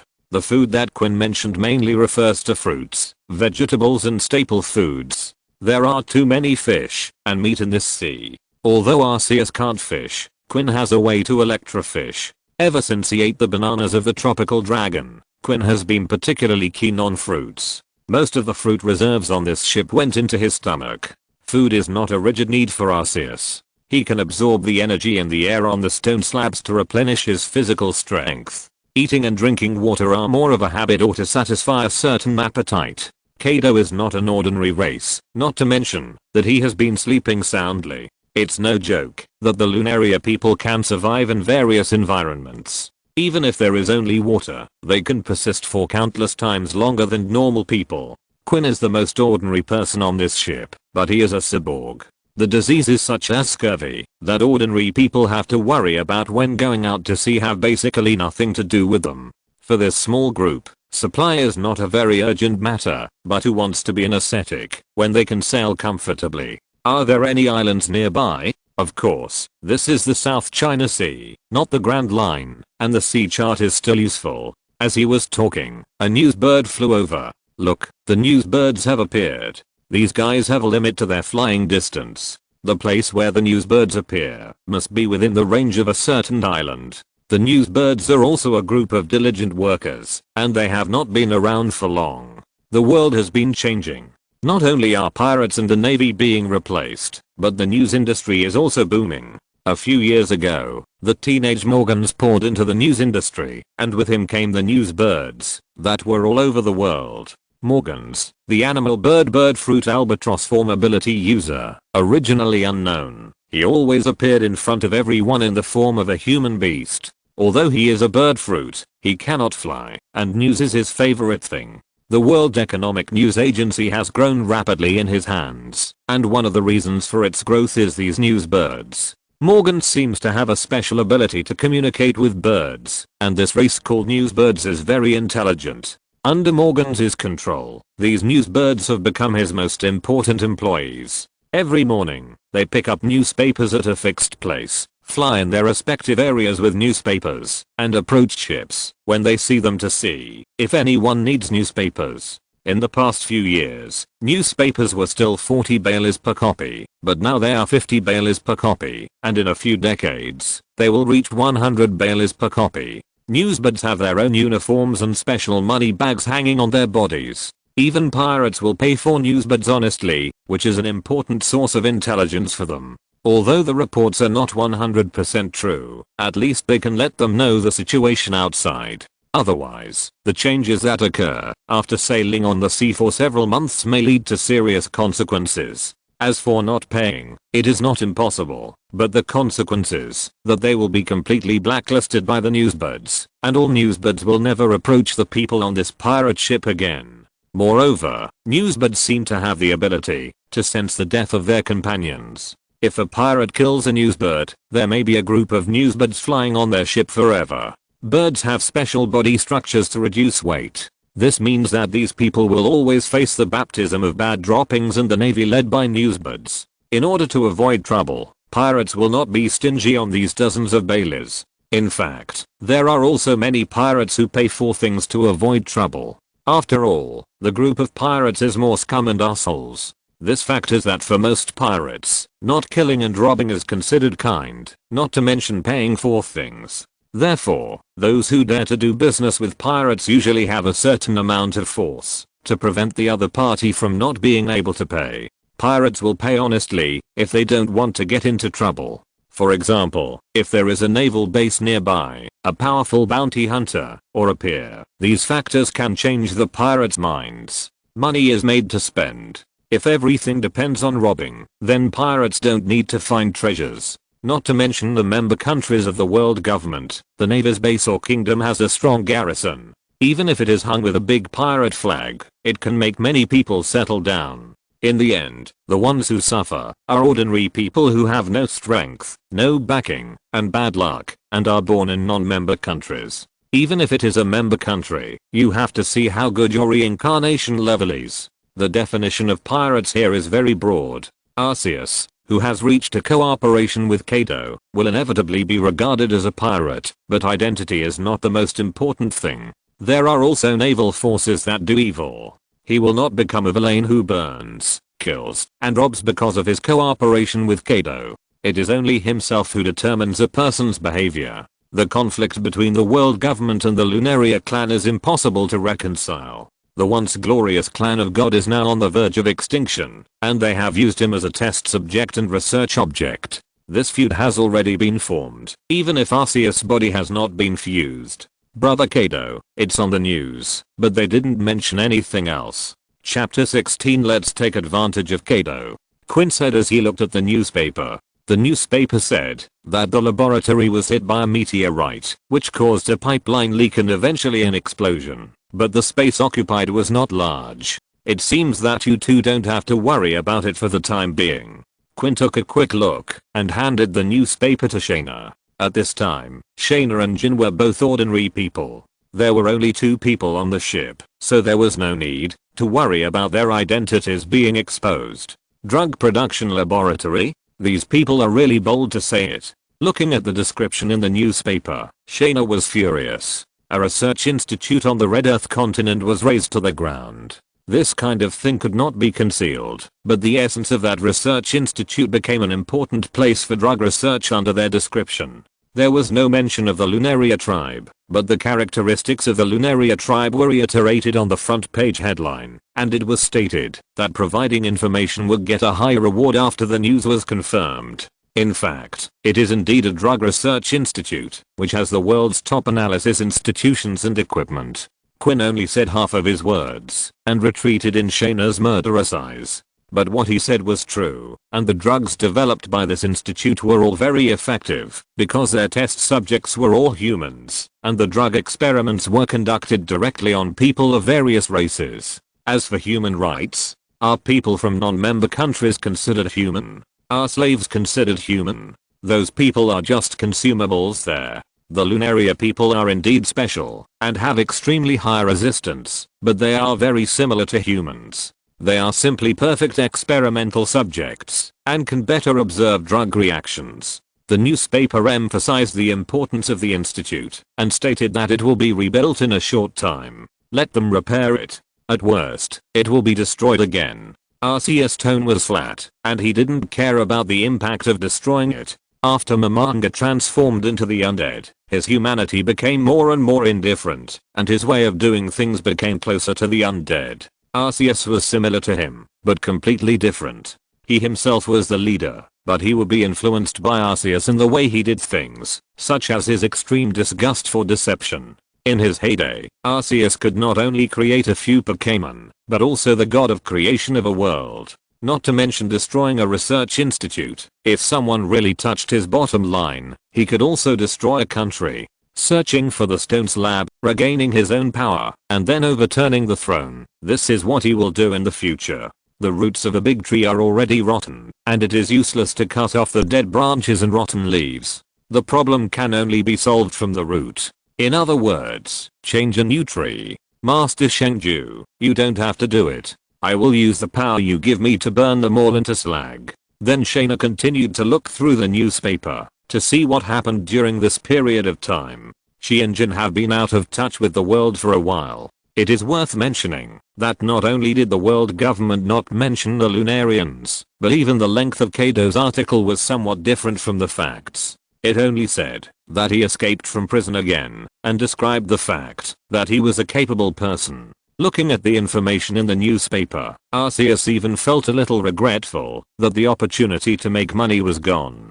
Kaido's identity as a capable person has been exposed. I originally wanted him to go and get some money. Get some money? Yeah. Now you are not wanted. Only Kaido has a bounty. You pretend to be bounty hunters and send Kaido to the naval base. After getting the bounty, let him escape on his own. What a great opportunity. By the way, is the bounty of the Navy settled immediately? If the base has enough funds, it will be settled immediately. If not, it will be sent over after a while. With the bounty offered by Kaido, I'm afraid the Nanhei branch can't afford it. Most pirates have bounties, and the profession of bounty hunter came into being. The corruption in the branch is indeed much more serious than that in the headquarters, but they generally don't touch this part of the money, and the higher the bounty, the less likely they are to do so. Even the Navy who are just messing around want their jurisdiction to be more stable and peaceful. Being able to send pirates to the naval base means that they are stronger than this pirate. Forcing a stronger pirate out for a little Bailey is something only a fool would do, but occasionally you can encounter such a fool. 1.273 billion Baileys, what a pity. If we can do this twice, the funds will be enough. After hearing Arceus' plan, Quinn was tempted. 1.273 billion is the current bounty of Kaido. The purchasing power of Baileys is much higher now than it will be in 30 years. Even if he can succeed once, he won't have to worry about the research funds. As one of the elders of the Beast's pirates, Quinn made a considerable contribution at that time. Now everything of this pirate group has to thank Quinn's great dedication. He prepared the ship, set the route, and even the money spent was his. You can't expect 3 people who escaped from the research institute and a person who just hatched from an egg to have money. Kaido was still a little moral when he was young. At first, he ate the kingdom's money, and after being wanted, he ate the Navy's money. When he was hungry, he gave himself to the Navy, and escaped when he was full. That's why Arceus had the idea of taking advantage of Kaido. He was used to it. In the past, he went to the prison ship to eat buffet. This time, he should not refuse to eat and take. But the premise is that Kaido's identity as a capable person is not exposed. Otherwise a large amount of sea stun will lock him up, and Kaido will have to become a muggle. At that time, together with the Navy guarding him, I'm afraid that human resources will be wasted to rescue him. Although according to the description in memory, Kaido has been arrested dozens of times and is still alive, but who knows how he did it. If he really messes up, his number one worker will be gone. By the way, Quinn, how much money do you have left? There are still a few million, but it doesn't matter. Just rob a ship. Isn't brother Kaido going to recruit subordinates? They will have ships. No, I just need to buy some things when I resupply. Kaido, don't sleep. Wake up. Arceus was chatting with Quinn while reading the news in the newspaper, but he stopped halfway because he saw some special news in the newspaper. The John pirates appeared in the South China Sea, and the 277th Navy branch was attacked. None of the pirates in the four seas would blatantly attack a naval base, and they don't have the ability to do so. Moreover, it is clearly written in the newspaper that the John pirates are from the Grand Line. He now needs Kaido to confirm whether this John is the John they are looking for. Chapter 17 Real John or Fake John. You can never wake up a person who is pretending to be asleep. If this person can be woken up, then he is probably really asleep. Kaido sat up in a daze, and then there was a newspaper that was already in his face. John. This guy ran to the South China Sea and attacked the naval base. Looking at the news in the newspaper, Kaido's face was full of disbelief. With his understanding of John, he could not do such a thing. So the John in the newspaper is the John you know? Look at the photo. It's him. Kachira Island. Quinn, where is this island? Near the doldrums. Not much different from the direction we were originally heading. But why does this thing look so strange? Is this person a lunatic? After comparing the direction with the compass, Quinn modified the route and continued to flip through the newspaper. Although the news above may not be all true, it still has some reference value. As for Quinn saying that the other party is a lunatic, it is because their behavior is completely provoking the dignity of the Navy. Later, it was detailed what John had done now. He actually spread the news at the naval base and recruited pirates to form John's fleet. There are some who dare to attack the naval base, but the one who dares to occupy the island and recruit his men instead of fleeing immediately after taking down the naval base must be a madman. If it was Rox Quinn who did this, he could understand it. He had also heard about Rox's crazy behavior, but although Captain John has also been notorious over the years, their notoriety is mostly for plundering, and there is little news of direct confrontation with the Navy. Even Kaido, who was once on the same ship with John, was puzzled. Of course, the Navy or the world government will not publish news about pirates recruiting crew members in the newspaper, but Morgans, the current leader of the World Economic News, has never been afraid of big things.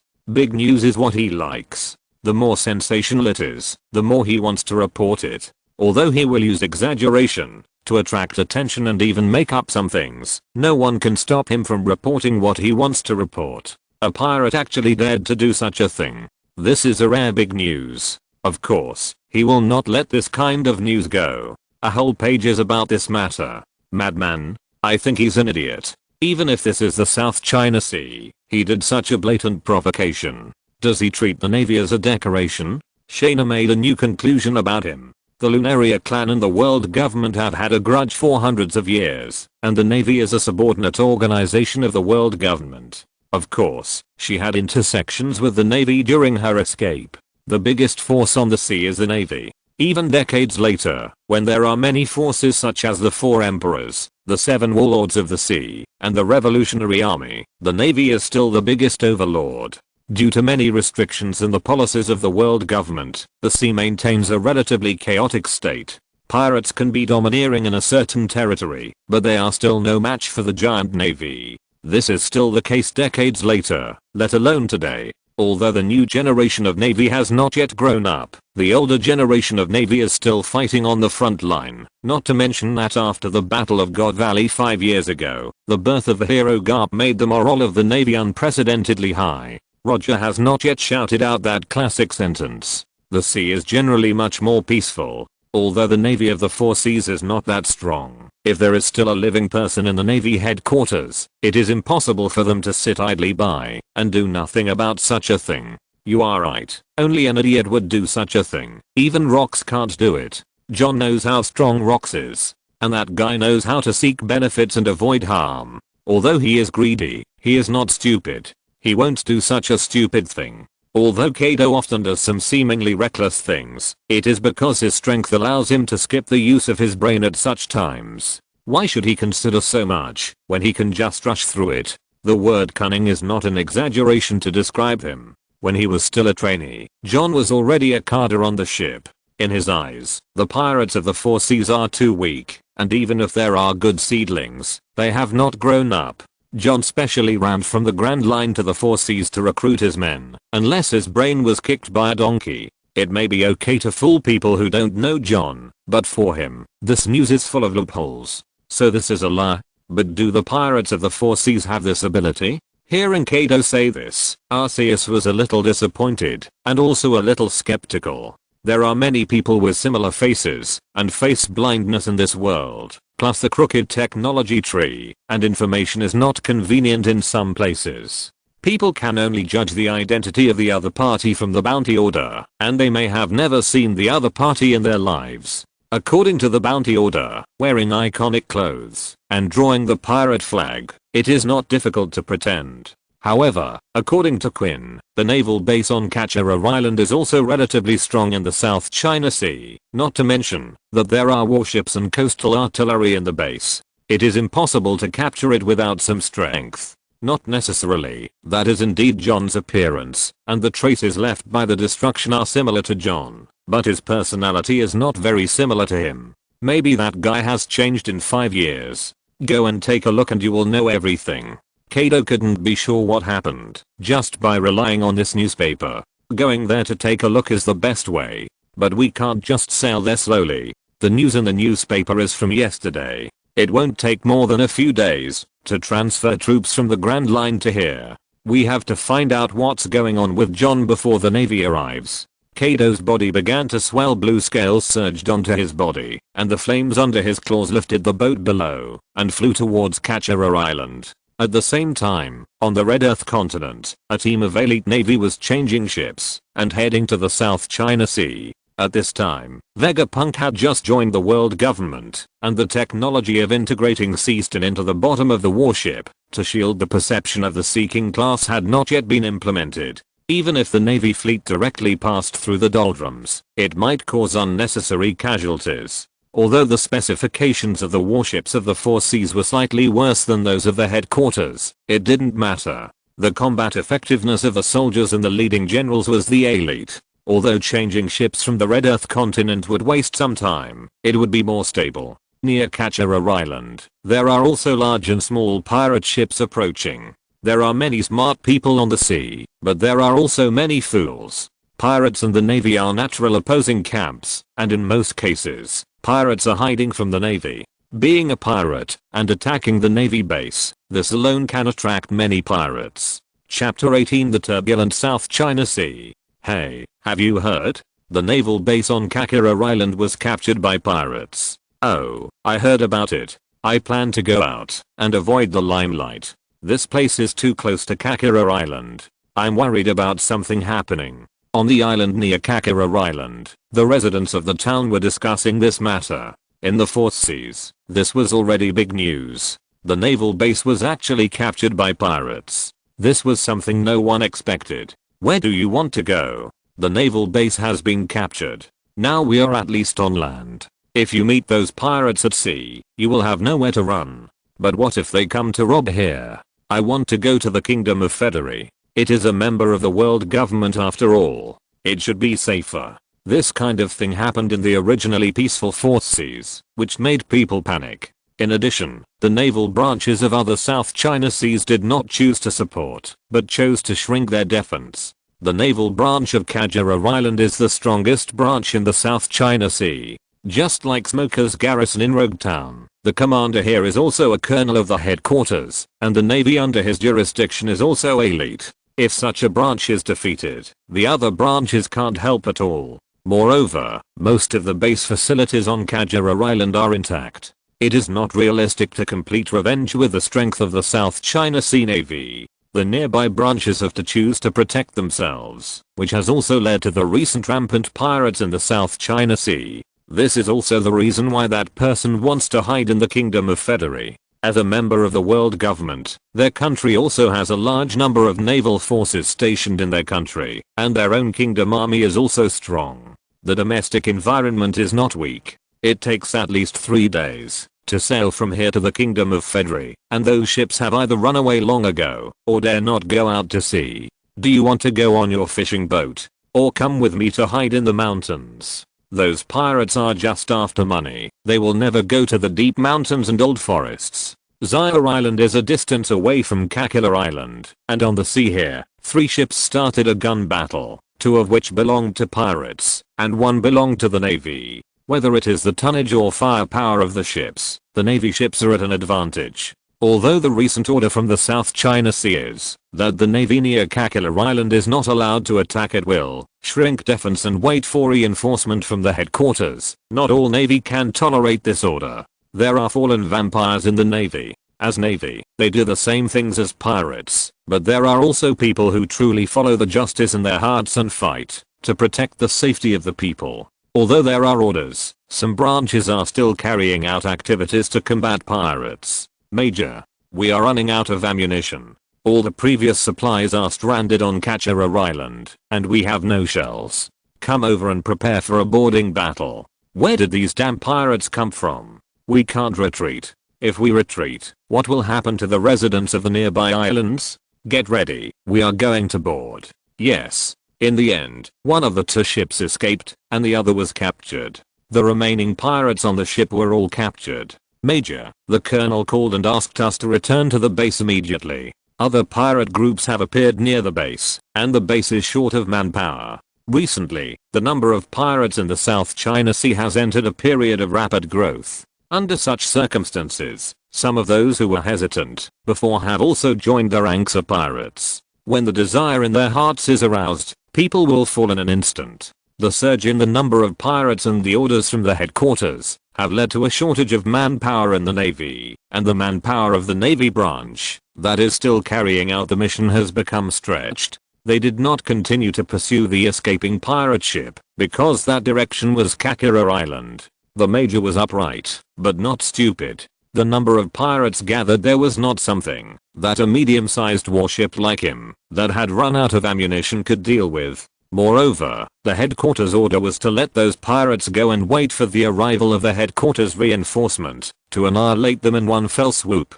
While those pirates were rampant, a huge encirclement was also laid by the Navy. However, the pirates did not know about the actions of the Navy. These pirates living in the 4 seas did not know how terrible the monsters on the Grand Line were. Their behavior had touched the bottom line of the Navy, and even the world government felt ashamed. So in terms of mobilization, the annihilation force led by the Admiral of the Navy was already on the way. It's just that the Admiral of the Navy usually performs tasks in more important places, so it takes a while to rush over. While the pirates were still immersed in their own carnival at this time, more and more pirates began to gather on Kakula Island.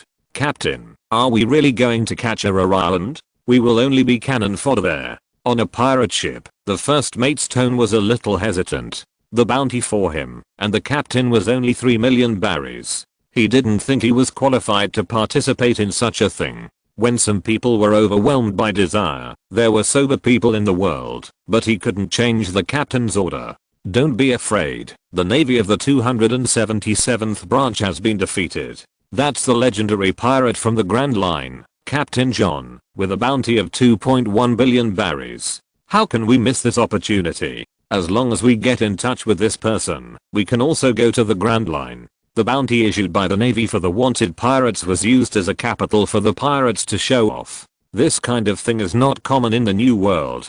People there understand that the bounty is at most a reference, and strength is the key. But in the Four Seas and even Paradise, many pirates regard the bounty as an alternative manifestation of strength. However, the bounty is set based on the strength and the degree of harm. Some people's bounties have nothing to do with their strength, but their crimes are too serious, or they know too much. Then he pulled the first mate to his side and whispered, besides, even if they are cannon fodder, they are those idiots who don't even have a bounty. Little guys, speed up. Captain John said he wants to share the world's largest treasure with us. That must be a wealth that you can't spend in your lifetime. Kaido is not here. If he heard this, he would probably laugh until his cramps. One of the biggest jokes in the Rocks Pirates is that John is willing to share his treasure. If the marks on the photo were not very similar to those caused by John, Kaido would have concluded that this John was a fake, based on the words of sharing treasure.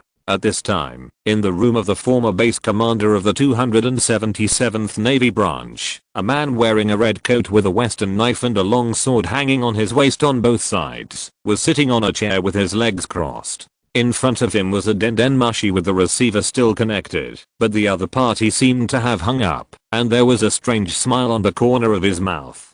Chapter 19 Peeper in the Sky. Although the dendenmushi had hung up, its expression had not yet completely recovered. From the eyes that had just closed, it could be seen that its expression was exactly the same as John's on the chair. In terms of attire, the shell of this dendenmushi had a mask-like pattern prop, which was a personalized accessory given to the dendenmushi by its owner to highlight its difference. Dendenmushi generally looks similar to its owner, and its expression during a call imitates the person on the other end of the phone. The dendenmushi on the table was somewhat different from Captain John's attire at the moment, but somewhat similar. He picked up a bottle of wine from the table nearby, uncorked it and drank directly from the bottle mouth, with an expression of enjoyment on his face. The base commander's treasure. These Navy days are really comfortable. He walked to the window and looked out the window at the training ground that originally belonged to the Navy, but there was no longer a Navy training here, but instead a group of messy pirates. Fighting, brawling, gambling, doing all kinds of things without rules, and dividing each group into different pirate groups. It seemed that a large-scale fight would break out at any time. Captain John, another pirate group has come to join us. Now we have more than 70 ships and more than 6,000 pirates. John's fleet has almost assembled. There are 7 people with bounties over 10 million. When will we go to find the legendary treasure? John's expression did not change. Whether it was more than 70 ships, more than 6,000 pirates, or the pirates with bounties over 10 million, they did not arouse his interest. The firepower of pirate ships is naturally different from that of Navy warships. Many of the more than 70 ships are small boats that can only carry dozens of people. Compared with the warships that already existed in this base, there is a world of difference. Now their main firepower also relies on the 2 captured warships and the munitions stored in Kachira Island. Those were the supplies that the Navy had not distributed some time ago, and now they all fell into the hands of this group of pirates. Don't worry, this is the world's largest treasure, enough for everyone to share. More people will help us get it faster. But Captain John, there are more and more people, and the supplies in the base are only enough for us to use for 3 days. Then go and rob. Do you need me to teach you about this? It's all robbed. Kachira Island is not a commercial island. There are not many supplies on it. We have more and more people. The Navy stationed in the 277th branch is only 1,000 people, just a large warship of the headquarters and a few more troops. But this is the 4 seas after all, and a branch with 1,000 people stationed is already a lot. There were originally enough supplies for this branch to use for 2 months, but with the influx of a large number of pirates and the pirates' extravagance and waste, these foods are being consumed at a very fast rate. Moreover, the changes here have cut off all merchant ships, and they haven't seen fresh vegetables and fruits for a long time. This is also one of the reasons why those pirates often fight to vent their emotions.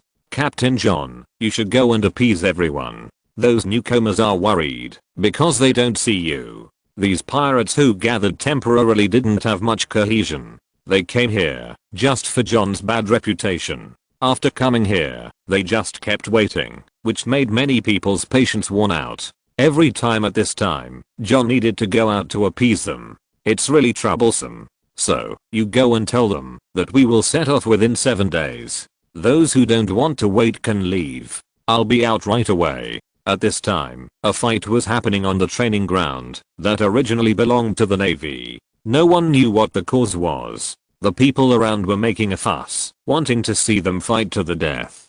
Captain, should we continue to wait? Captain John has been waiting here for too long. What is he waiting for? Waiting for the Navy to surround him? Not everyone is a fool. The capture of the naval base will inevitably lead to the encirclement and suppression of the Navy. They thought John would take the opportunity to recruit some troops and then pour into the Grand Line, but they didn't expect him to stay here. It's been delayed for so long. It's a pity to leave now, and he's also a pirate. It's impossible for him to make any deal with the Navy. You all saw him chop off the colonel's head that day. There's no possibility of reconciliation. In a corner, where no one was around, an inconspicuous pirate picked up a den mushi and made a call. John still hasn't taken any action. It seems he's waiting for something, and it's still unclear whether the treasure he's talking about is Rock's treasure. After saying this, he didn't wait for the other side to respond, and directly put away the den mushi and left here. He was a spy from CP7, and because his range of activities was closest to here, he was sent directly by the CP leader. After the Rock's pirates were wiped out, the world government did not find Rock's treasure. The huge wealth was also what the world government was tempted by, so naturally they would send people to pay attention to the situation here. If John took action in advance, he would be responsible for passing on information to the higher-ups, and if John tried to leave alone, he would also send out information so that the government could make new countermeasures. At this time, John also left his room, took the Navy's loudspeaker, and began to paint a pie for the pirates below. His words seemed to resonate very well. Every time he spoke a paragraph, the pirates would cheer. The scorching sun made the temperature on the training ground not low, but the excitement of these pirates was not affected by the scorching sun. Treasures have a huge attraction to them, which is also the purpose of most pirates going to sea. Then a gust of wind blew, and the clouds that blew over made a shadow appear on the training ground, which made many pirates feel a lot more comfortable, but they did not notice that the cloud was a little lower, and the shape of the cloud was not right. Arceus and his party also arrived at Kachira Island at this time. At this time, they were observing the situation below on Kaido's flame cloud. They also saw John standing in the center giving a speech. This guy's voice and tone are the same as John's, but what he said is completely different from what John would say. He is really a strange guy. In the sky, Kaido was also listening to John's speech and made his own comments. Although they were still in the sky and ordinary sounds could not reach them at this distance, his enhanced vision and hearing allowed him to hear what John said, and every word of John's words fell into his ears. Compared with armament haki, observation haki has more diverse abilities. Depending on the user, their observation haki also has different abilities. Some special people have unique observation haki that they are born with. Chapter 20 The Wrong Person. Listening to the voices of all things, super wide perception, using the ability to read minds, predicting the future. Depending on the mastery of observation haki and one's own strength, what can be done is also different. Some of these abilities rely on development, and some rely on talent. Compared with the above abilities, observation haki has even more terrifying abilities. This kind of observation haki can feel the psychological changes and emotional thinking of the target, experience the joys and sorrows of others, and can also convey one's own consciousness to the other party. It can let one's own ideas affect the mind of the target, can produce a strong resonance in thought, and subtly change the other party's values like brainwashing. However, this highest level of observation haki is innate and cannot be improved through future training.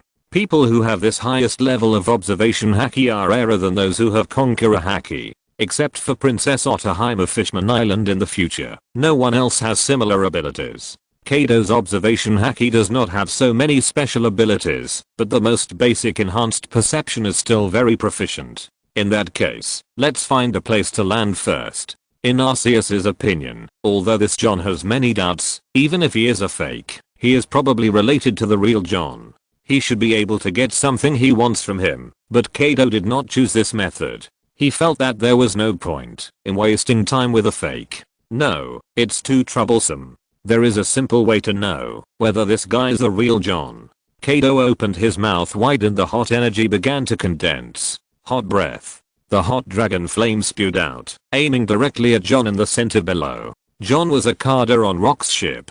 If the John below was real, then his attack would not be so easy to work, and he must have a way to deal with it. If it was a fake, and couldn't take his attack, then he could only say that he deserved it. The price to pay for impersonating someone else is very high. Kaido is not a person who will take care of others. Even his own people are sometimes affected by him, not to mention those who have nothing to do with him. The hot dragon's breath swept down, and the pirates who were close to John suffered an unexpected disaster for a while. They were turned into charred slag under the burning of the flames. No one stopped Kaido's behavior.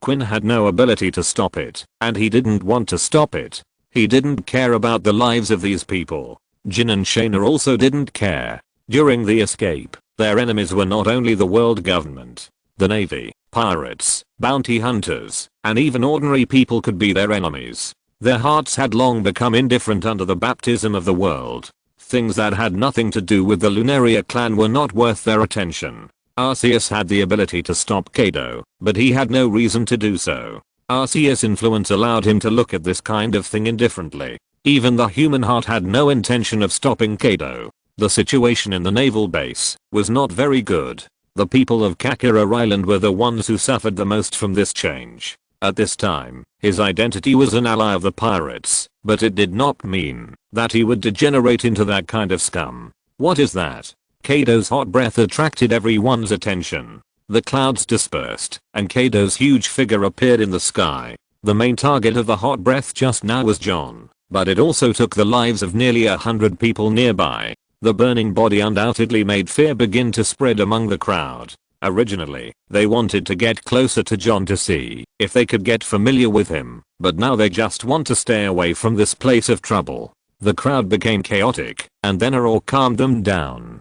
Damn it, who dares to sneak attack me? John was still alive, and the flames had not yet gone out, but John's voice came from the smoke. Yes, we have Captain John. Captain John is still alive. We still have Captain John. That's a big pirate with a bounty of 2.1 billion berries. Captain John, show that monster dragon how powerful you are. In the Grand Line, devil fruit users are not uncommon, and most people who are mixed in the Grand Line know the power of devil fruit. But this is the South China Sea. Some pirates who live here may never leave the island where they were born in their lives. They have never heard of the legendary devil fruit.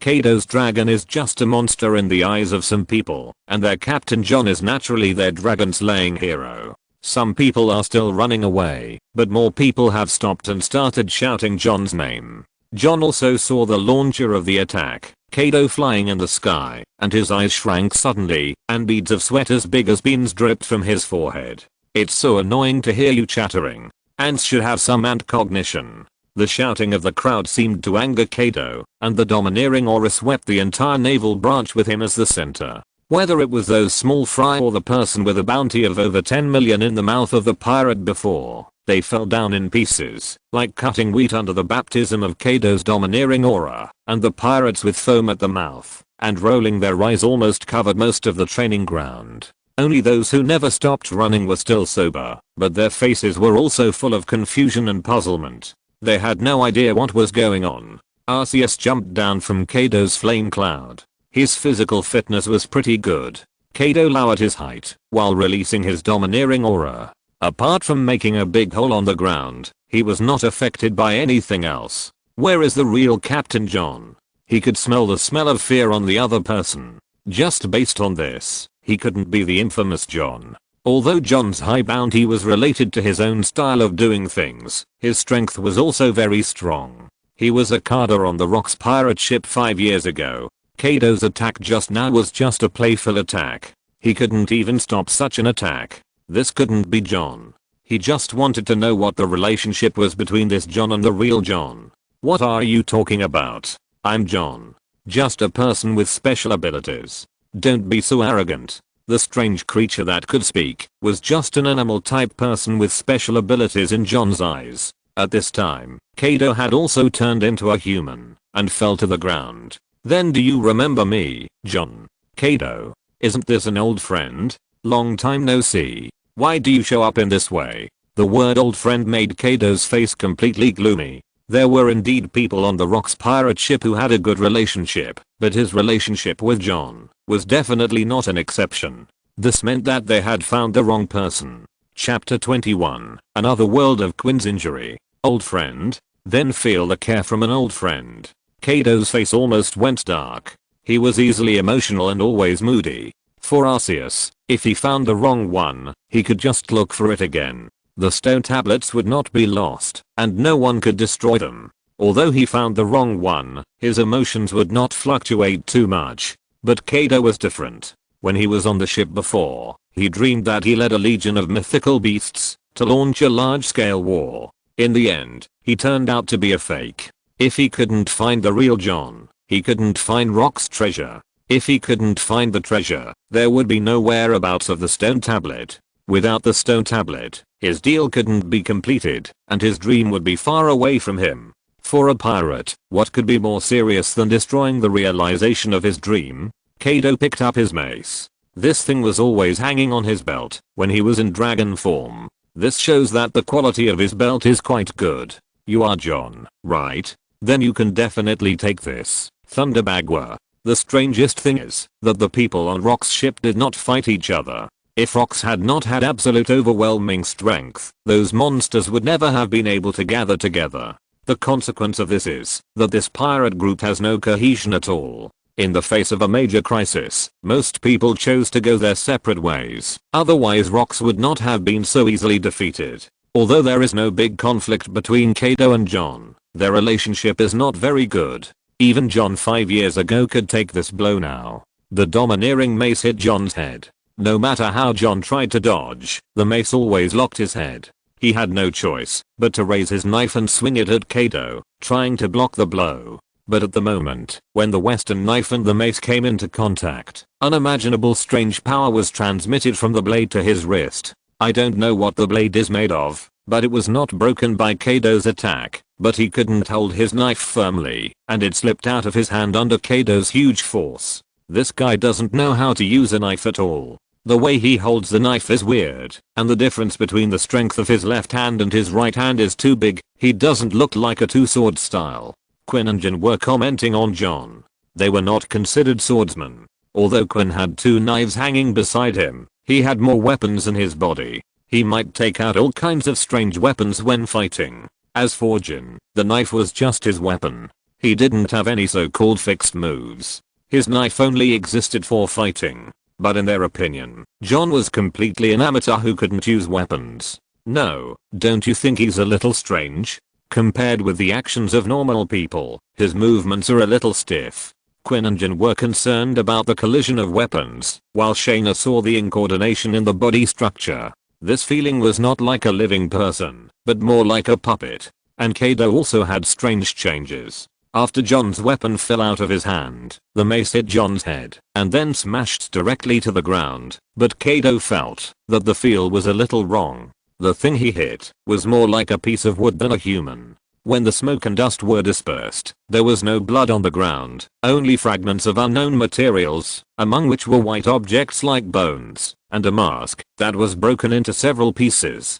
Stand? A person with special abilities? Looking at the puppet that was beaten back to its original form, Kaido didn't understand what happened. It was just that the clues he had finally found seemed to be broken. After Quinn came over, he picked up the things on the ground and observed them without hesitation. This should be a humerus. It seems to have been dried and spliced by special means, but this thing can actually speak. Kaido ignored Quinn's analysis and walked towards the base in front. Although the puppet in front of him disappeared, he noticed that there was still a special breath in the base in front of him. At this time, the pirates who fainted due to the influence of his domineering color actually stood up one by one, but their eyes were still white, and they were not awake. It seemed that they were controlled by something. A large number of pirates blocked the door of the base building, and had no intention of letting Kaido in. The broadcast in the base also sounded at the same time. Kaido, why would a pirate like you be in a place like this? Do I need a guy like you who hides his head and shows his tail to care about where I am? I'm just here to find that guy John. What's your relationship with him? Let him come out, or tell me where he is. I'm not interested in you. If he was just pretending to be John, it would be impossible to leave similar attack marks as John here. Moreover, the man's clothes were exactly the same as John's, and he seemed to have some understanding of his interpersonal relationships. These must have been premeditated. Kaido's voice was not very loud, but he got a response from the other party. He seemed to have a unique way. Hey, do you want to find John? Wait until you can find me. The pirates in the Four Seas are really a bunch of trash. This is how they can be more valuable. There were crowds of people around, and those people and zombies surrounded Kaido and his group. Quinn, Jin, Shaina, and even Arceus were surrounded by many pirates. However, before Arceus could make a move, the pirates who were close to him were knocked away by two figures, one red and one grey. The flames and rocks formed an impenetrable defense line. I'm not that weak yet. Master Sacred Beast, if anyone can get close to you, it would be a real shame for us. You don't have to do anything. Jin and I will deal with them. At this time, an untimely voice sounded from behind. Hey, can you two say something? You suddenly disappeared, and it's hard for me to deal with it.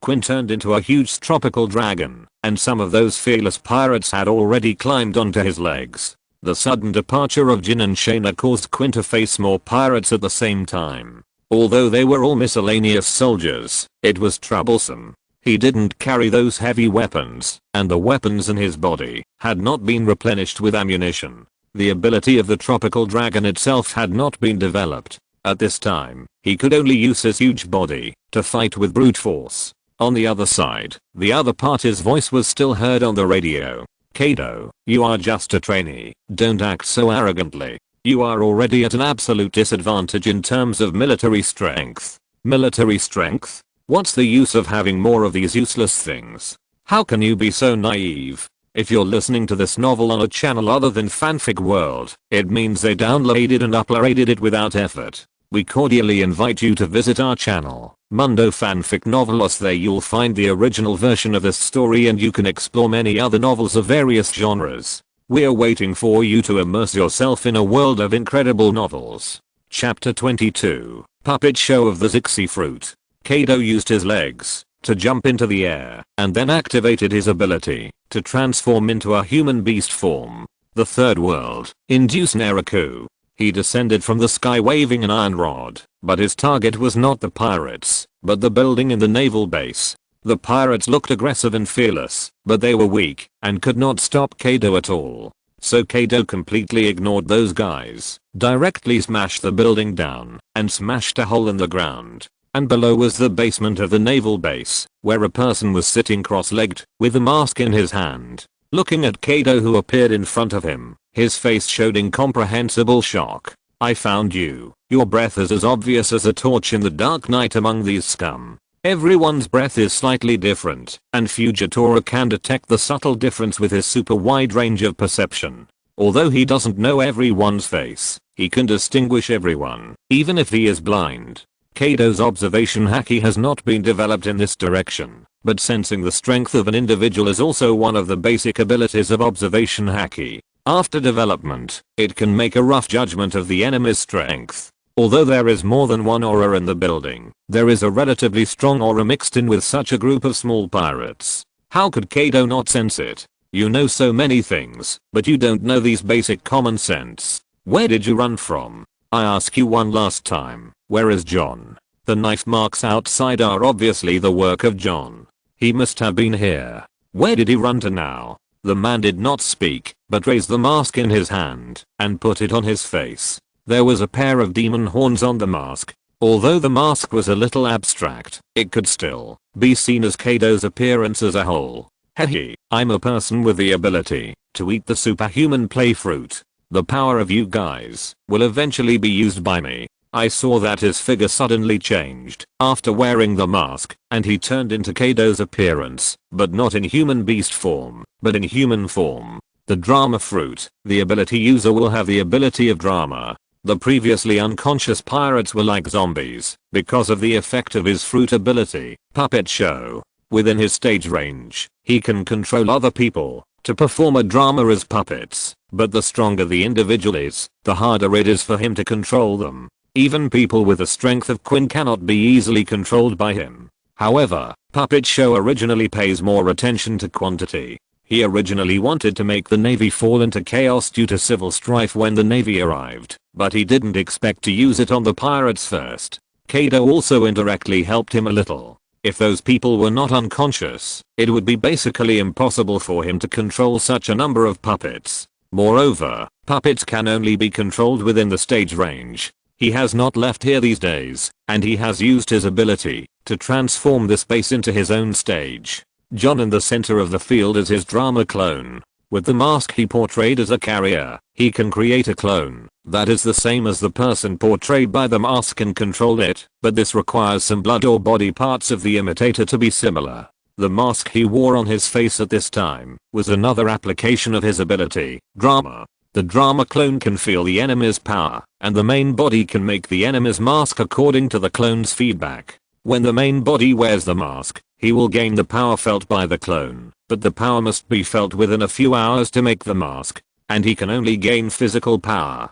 If the opponent is a capable person, then he cannot have the opponent's ability. In other words, he is now using the mask to imitate Kaido's power, and use Kaido to fight Kaido. Props. As he said these two words, a mace of the same style as Kaido appeared in his hand. On his stage, he can get the props he needs for his performance, including weapons. And Kaido's behavior also made him unexpected. Seeing that he could not replicate the fruit ability, Kaido actually released his human beast form. Disguise? No wonder you can pretend to be John. Just let me see how far you, a fake, can imitate. Not only did he disguise himself as John, he seemed to have a vague understanding of some things that John should know, such as he knew about trainees, but he didn't know the relationship between John and Kaido. This means that he has seen John. Kaido wants to pry open his mouth and get John's information, and he also wants to see what it feels like to fight with him. After a brief fight, the smile on Kaido's face faded, replaced by a sense of loss. What? You guys are just imitating the force of being hit. This is too disappointing. The fake Kaido can also swing the Thunder Bagua, but this force is the same as the force Kaido used when attacking the fake John before. No matter what, there is no enhancement. After a few rounds of competition, he can certainly feel the situation. The most important thing is that this person's domineering training is too poor. The shallow armed color is not worthy of his Thunder Bagua at all. It's better to call him Thunder Yagua. The ability seems weird, but the body's combat power is very weak. This is Kaido's evaluation of him. In the end, Kaido also lost interest in this boring drama. Come and feel what Thunder Bagua is. A huge humanoid imprint was left on the ruins of the base building, and the other pirates collapsed to the ground again. When the ability users lose consciousness, their abilities will also become invalid. When the ability users of the play fruit fall into a coma, the drama will also end. Is this guy not dead? No, I held back. He should know John's whereabouts. Kaido has extremely rich experience in beating people to the point of near death, and he can do it very well. Arceus and his men did not continue to stay in this base, but took the knocked out man away from the 277th branch, and took away a patrol boat, leaving only the unconscious pirates. The pirates who ran fast before had already sailed away. They came here because of the interests. It would be strange if they did not run away when they saw the situation was not good. As the sky gradually darkened, Quinn sailed on the wide sea. Although this ship was not as large as the large battleship with more than 800 people like the headquarters vice admiral, it was much more spacious than Quinn's small boat before. Such a ship is easy to operate, and 2 or 3 people can barely operate it. Even if they are given a large warship, they do not have enough manpower to drive it. There is also a prison for imprisoning pirates in the patrol ship. The man has been handcuffed with ceased handcuffs. Because Kaido held back, he gradually regained consciousness at this time. Chapter 23 I just let him experience what I went through. Master Holy Beast, Brother Kaido, the identity of that guy has been found. He is this year's supernova, with a bounty of 200 million berries. The drama of death, Prilt. The easiest way to determine the identity of a pirate is to look through the Navy's wanted posters. There are usually books on the warships that record the wanted posters, which are all wanted criminals in recent years. This information was provided by Kaido. When they boarded the ship, they were not very familiar with the Navy's patrol ships. While Quinn was still exploring the structure, Kaido had accurately stated the location of each cabin on the ship. He knew the location of the detention room, the ammunition depot, and especially the kitchen. As for the reason, he had been on this kind of ship several times, and was familiar with the structure. This kind of ship was Kaido's favorite back then. The food was sufficient, the people were not strong, and they could pretend to be arrested, and leave after they were full. It was a good buffet restaurant. He also saw that book by chance, when he was arrested before, so he found it directly. Prilt's ability is not simple, and he has a superficial domineering, which does not seem to be an ordinary person. So Jin has been flipping through the wanted posters, and he has found the target. At this time, Quinn was staring outside, Shaina was making food in the ship's kitchen, and Jin and Arceus were outside the detention room. The sound of Prilt struggling, after waking up, reached their ears. This guy is awake, he should know a lot of things. Kaido kicked open the door of the detention room, and the sun set on the sea level, shone the last ray of light into the cabin, shining on his face, revealing a face wrapped in bandages. Kaido did not hold back, and then directly dragged him to the ship. The disfigurement was the result of his tenacious vitality. Tell me, where is John? Kaido's mace hit the floor, directly smashing a deep pit, and the flying wood chips even hit Jin's face. Kaido, be careful not to damage the ship. Don't worry, there are as many ships as you want. At worst, we can just rob a new one. Faced with Kaido's questioning, Prilt did not answer, but threatened Kaido instead. Arseholes, you arseholes. I'm a newcomer that Captain John values. If you wait like this, Captain John will not let you go. Kaido, I know you. You're just an apprentice. You can't be Captain John's opponent. You don't seem to understand the situation. Looking at Prilt, who was still rampant after waking up, Kaido decided to let him understand the situation first. Just when he was about to let him experience the touch of the mace, Jin stopped Kaido. Jin, what are you going to do? Brother Kaido, leave him to me. I have a way to make him speak. For some reason, Arceus saw something wrong in Jin's eyes, and then at his request, Kaido and Arceus left the detention room first. The sunset sank into the sea, and the sun's light returned to silence. Quinn also dropped the anchor and stopped the boat. There was a reef area nearby, and it was easy to damage the ship at night. When he left the cabin to find something to eat, he noticed the screams coming from the deck. I also saw Kaido with an interesting look on his face. Is that the guy's scream? What happened? Jin is torturing him. Kaido replied calmly. In his opinion, this was nothing. After a while, the sound inside went from tragic to weak, and finally became distant, and Jin opened the door and walked out. Master Shengju, he is willing to speak. You can ask anything you want to ask. I have to leave first. Jin wiped the blood on his hands, then left the cabin, and walked to the deck. But before leaving, he looked at Quinn with a hint of murderous intent. Wow, is Jin a pervert? Brother Kaido, I think you should pay attention to it in the future. Quinn leaned in to take a look. Even he, who was used to various experiments, could only describe Prilt as miserable. The broken and deformed arm, the charred face, the stone piercing the shoulder blade, and the blood all over the ground, describe what happened before. But this kid's technique is really good. He avoided the fatal parts. They were all terrible wounds that were not fatal. Human body modification requires familiarity with every part, so Quinn saw what Jin had done at a glance. Quinn, treat him. You and Kaido ask first. I'll come back later to see if you have missed anything. What are you going to do? Lord Arceus? Quinn is not a Lunarian. He feels very strange about the title of Lord Holy Beast. In fact, Arceus told Jin and Shaina that they could call him by his name, but they refused. But Quinn is different. He originally wanted to call him Big Brother like Kaido. But if that happened, Shaina and Jin would cast dangerous eyes on him, so he used his name plus a respectful title such as Sir or Mr. I'll go see Jin. He's a little bit abnormal. Anyone can do things like recording a confession. It's more convenient to let Kaido ask, because he knows John's information better. But Jin and Shaina are his closest subordinates at present. He is more concerned about their conditions. If it weren't for the incomplete power and the consumption problem, he could give them better abilities. But that will be discussed later. On the deck, Jin leaned on the side of the ship with both hands and looked into the distance. I don't know what he was thinking. Abel, you are worried. I'm not. Lord Shengshao, you worry too much. Your mood is written on your face. There are no outsiders here. Some things are not good to keep in your heart. It will be more comfortable to say them out. If you really don't want to say it, forget it.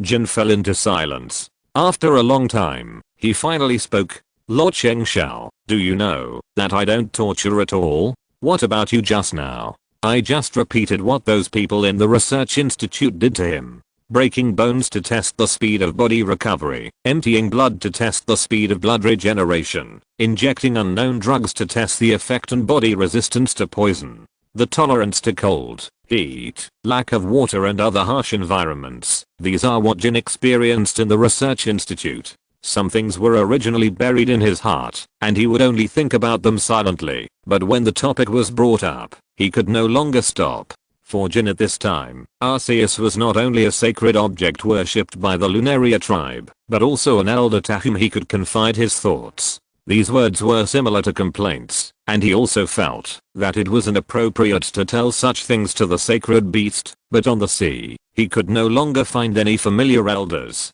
Chapter 24 Promise. Uncle Ludo disappeared. In order to lead the navy away, brother Avanasa died with a group of pirates, and Aunt Emile died at the hands of those CPs of the world government. What did we do wrong? From the day we were born, we were members of the Lunaria tribe. We did nothing, but ordinary people wanted to exchange us for bounties, and the world government wanted to use us for research and gain more power. That pirate only lasted less than a quarter of an hour, but Shaina and I went through that experience for a full 6 months.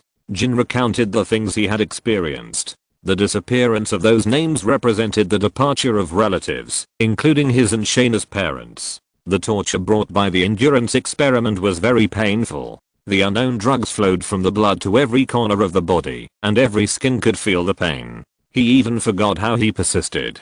He had only one thought in his heart, that he wanted to survive. He wanted revenge, and he wanted to find a land where the Lunaria people could live freely. These were things he had buried deep in his heart. He was usually under a lot of pressure, and he could always see familiar smiles and hateful faces in his dreams. That was why he looked at Quinn with a fierce look in his eyes. He had no good feelings towards all the researchers in that institute, even though Quinn's project had little to do with them. The flames behind him were burning, and cracks appeared on the side of the ship under the pressure of his palms. Under the influence of the sea breeze, the waves stirred up by the waves, were carried into the air, and unknown watermarks fell at Jin's feet, wetting the deck. He had seen countless betrayals and conspiracies, the horror of greed, and countless battles and escapes. All of these together made it easy for people to overlook a problem. Age.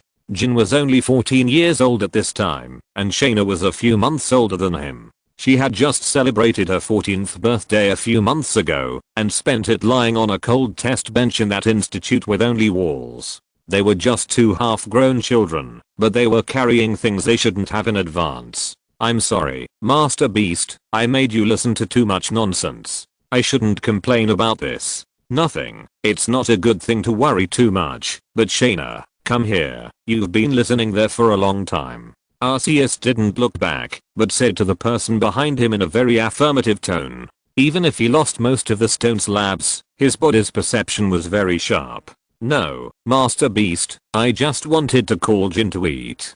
Do I need to cry for that? And Abel, your tears have already flowed.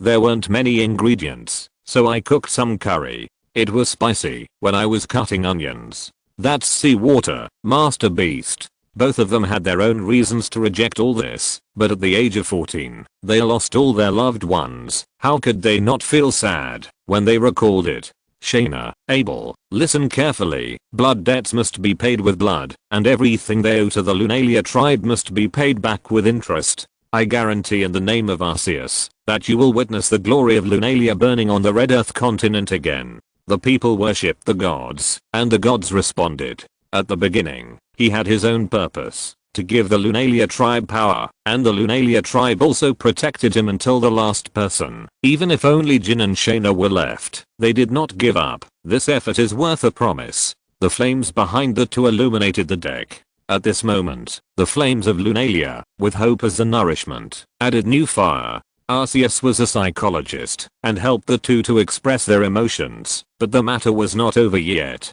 Jin's state made him feel that something was wrong. The shadow of childhood is sometimes not healed in a lifetime. They are not considered shadows. They have seen the darkness of the world at an age that should be full of youth. If they are not careful, it will be the reason for their blackening in the future. Abel, what's with your expression after the interrogation? Sir, I can't really describe that feeling, but I felt very comfortable afterwards. Psychological stress disorder syndrome. It's obvious that Jin has left some psychological shadows after experiencing these things and inflicting the pain he experienced on others. Through interrogation, he can relieve his inner pressure. This can explain why Quinn in the normal timeline called Jin a pervert who loves to torture others. Without Arceus's assistance, Shaina would also die in the institute. It's not particularly strange that Jin, who lost all his people, has a twisted heart. Jin used this behavior as a way to vent his emotions. It's okay to vent appropriately, but don't immerse yourself in that feeling.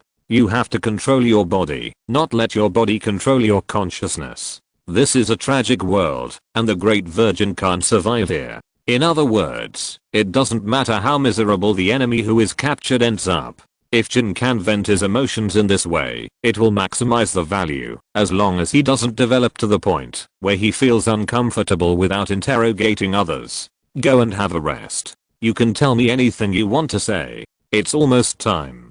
I'll go see how Kaido and the others are doing. After experiencing Jin's tricks, Brilt told everything he knew clearly. The South China Sea naval branch was indeed destroyed by John, and he did go to the South China Sea, but he left long ago. In fact, the Navy branch fell earlier than the newspaper reported, but his fruit ability staged a stage play to delay the time. I met Captain John in the Sabaody archipelago. He valued my strength, invited me to join his John pirates, and gave me this order. He asked me to pretend to be him and recruit crew members here to attract the attention of the Navy and other pirates while he went to find the real treasure. Hey, drama bastard, we are not interested in your experience with John. What we want to ask is, where is John? Do you understand?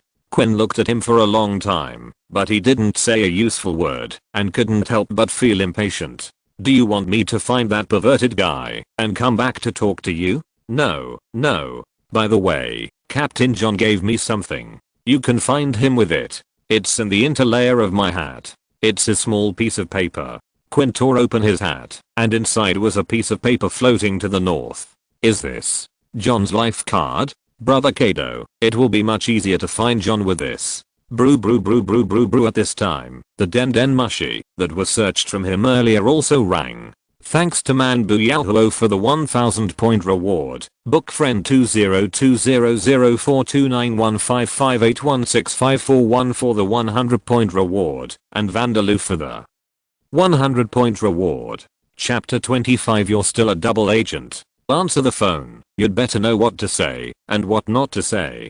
Quinn picked up the Den Mushi and placed it in front of Brilt, revealing the same dangerous smile. But when the voice from the other end of the Den Mushi came, no one expected that. Brilt was quite thoughtful. Brilt, this is Spandine. Zephyr's fleet will arrive at the 277th branch in 2 days. You should hurry up and leave there, understand? Yes, I understand. Huh. Why are you talking so strangely, and what happened there? Why didn't anyone else send back any information? Those pirates had a fight, and maybe the people you arranged were also injured. Brilt, you'd better be honest. Rock's treasure is not something that someone like you can get. Zephyr is coming soon. Don't let it fall into his hands. After the voice fell, Spandine cut off the Den Mushi, and Quinn's face showed an even more dangerous smile. Oh, it seems that you are not telling the truth completely. No, wait. I just haven't finished yet. You haven't asked such a thing yet. Then you can tell the truth now. Why are you connected with Spandine, a CP9 person? Spandine, the father of Spandam, is the current head of CP9. Although the world government only has CP1 to CP8 to the outside world, CP9 and CP0 are not secrets to powerful people. People like Quinn who have senior experience in illegal research groups certainly have enough knowledge about this, and when Vegapunk was forcibly recruited by the government, it was Spandine who led the team. A pirate who has just gone to sea, even if he is a supernova, but he is related to the world government and a big pirate at the same time. This is really not right. In the shadow of terror brought to him by Jin, Prilt finally told everything. He was arrested once, before arriving at the Sabaody archipelago. He was originally going to be sent to the underwater prison in Pelton, but he met Spandine. After the Rocks pirates were destroyed, the sea did not return to peace. With the current policy of the world government, pirates cannot be eradicated.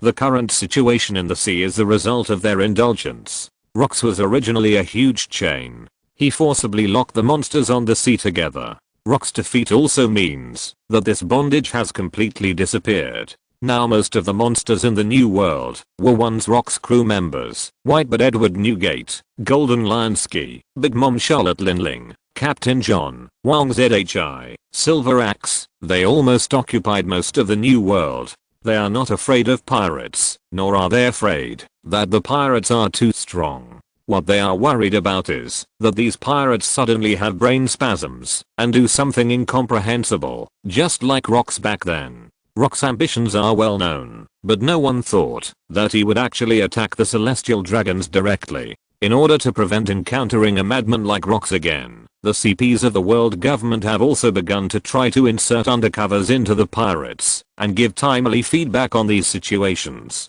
This was Prilt's original mission, to enter the new world and join a certain pirate and to send back intelligence regularly. Part of his bounty was deliberately promoted by Spandine.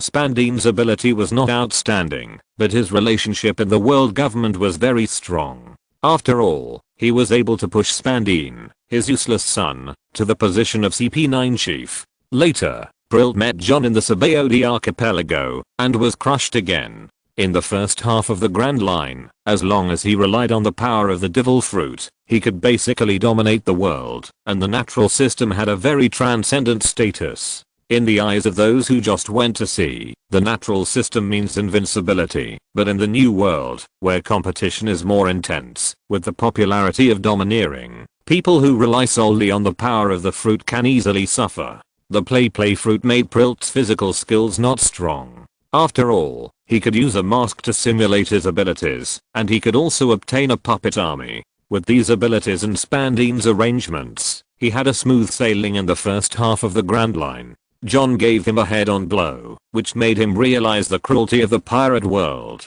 At this moment, he regretted going to sea. However, the ability of his mask was valued by John, so he was recruited by John again. At this time, he was already afraid, so he told Spandine that he didn't want to enter the new world, and also told him about John. Unexpectedly, Spandine proposed a new condition to him. As long as he can go undercover in John's pirate group and find clues to the treasure, the world government can cancel his bounty and make him a legal citizen again. There are many people who are tempted by Rock's treasure, including the world government. It is the treasure of the entire Rock's pirates. What Rock's likes can't be different gold and silver coins. At worst, it must be a treasure of great value. However, in addition to rescuing the celestial dragons, defeating Rocks, and destroying many of Rock's crew members, the Battle of God Valley did not have any other gains. Rock's treasure disappeared, and the world government couldn't figure out where the treasures were.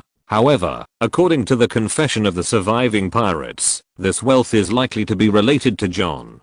But even so, they didn't look for it with great fanfare. One of the reasons is that John's traces are difficult to find, and that guy's ability is very difficult to target. Searching for him is too wasteful. He is the only pirate in the new world who has no fixed territory and is searching for treasures or robbing treasures every day. Moreover, many of Rock's treasures were robbed from the treasurers of member countries. If the discovery of his treasure is made known to everyone, then the treasure belonging to the kingdom must be returned. But if it is found secretly, not only will the treasure belong to the world government, but Spandine himself can also get a lot of benefits, so he made this request to Prilt. In order to become an ordinary person again, Prilt accepted John's invitation. Then John personally attacked the naval branch in the South China Sea, and then made Prilt look like him, and released information to recruit John's large fleet. John also knew that many people were watching him. Rock's treasure was a fortune that was enough to make anyone crazy, and wealth was just the most ordinary thing among them.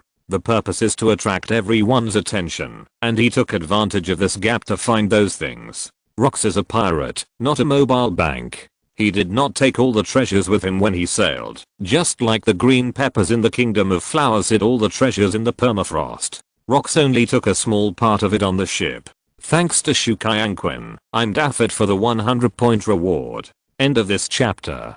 Thank you very much for reaching the end. Don't forget to like. Looking for more exclusive content and immediate access? Subscribe to our Patreon. Remember, every like, subscription, or donation encourages us to continue. Thanks to everyone. See you in the next video.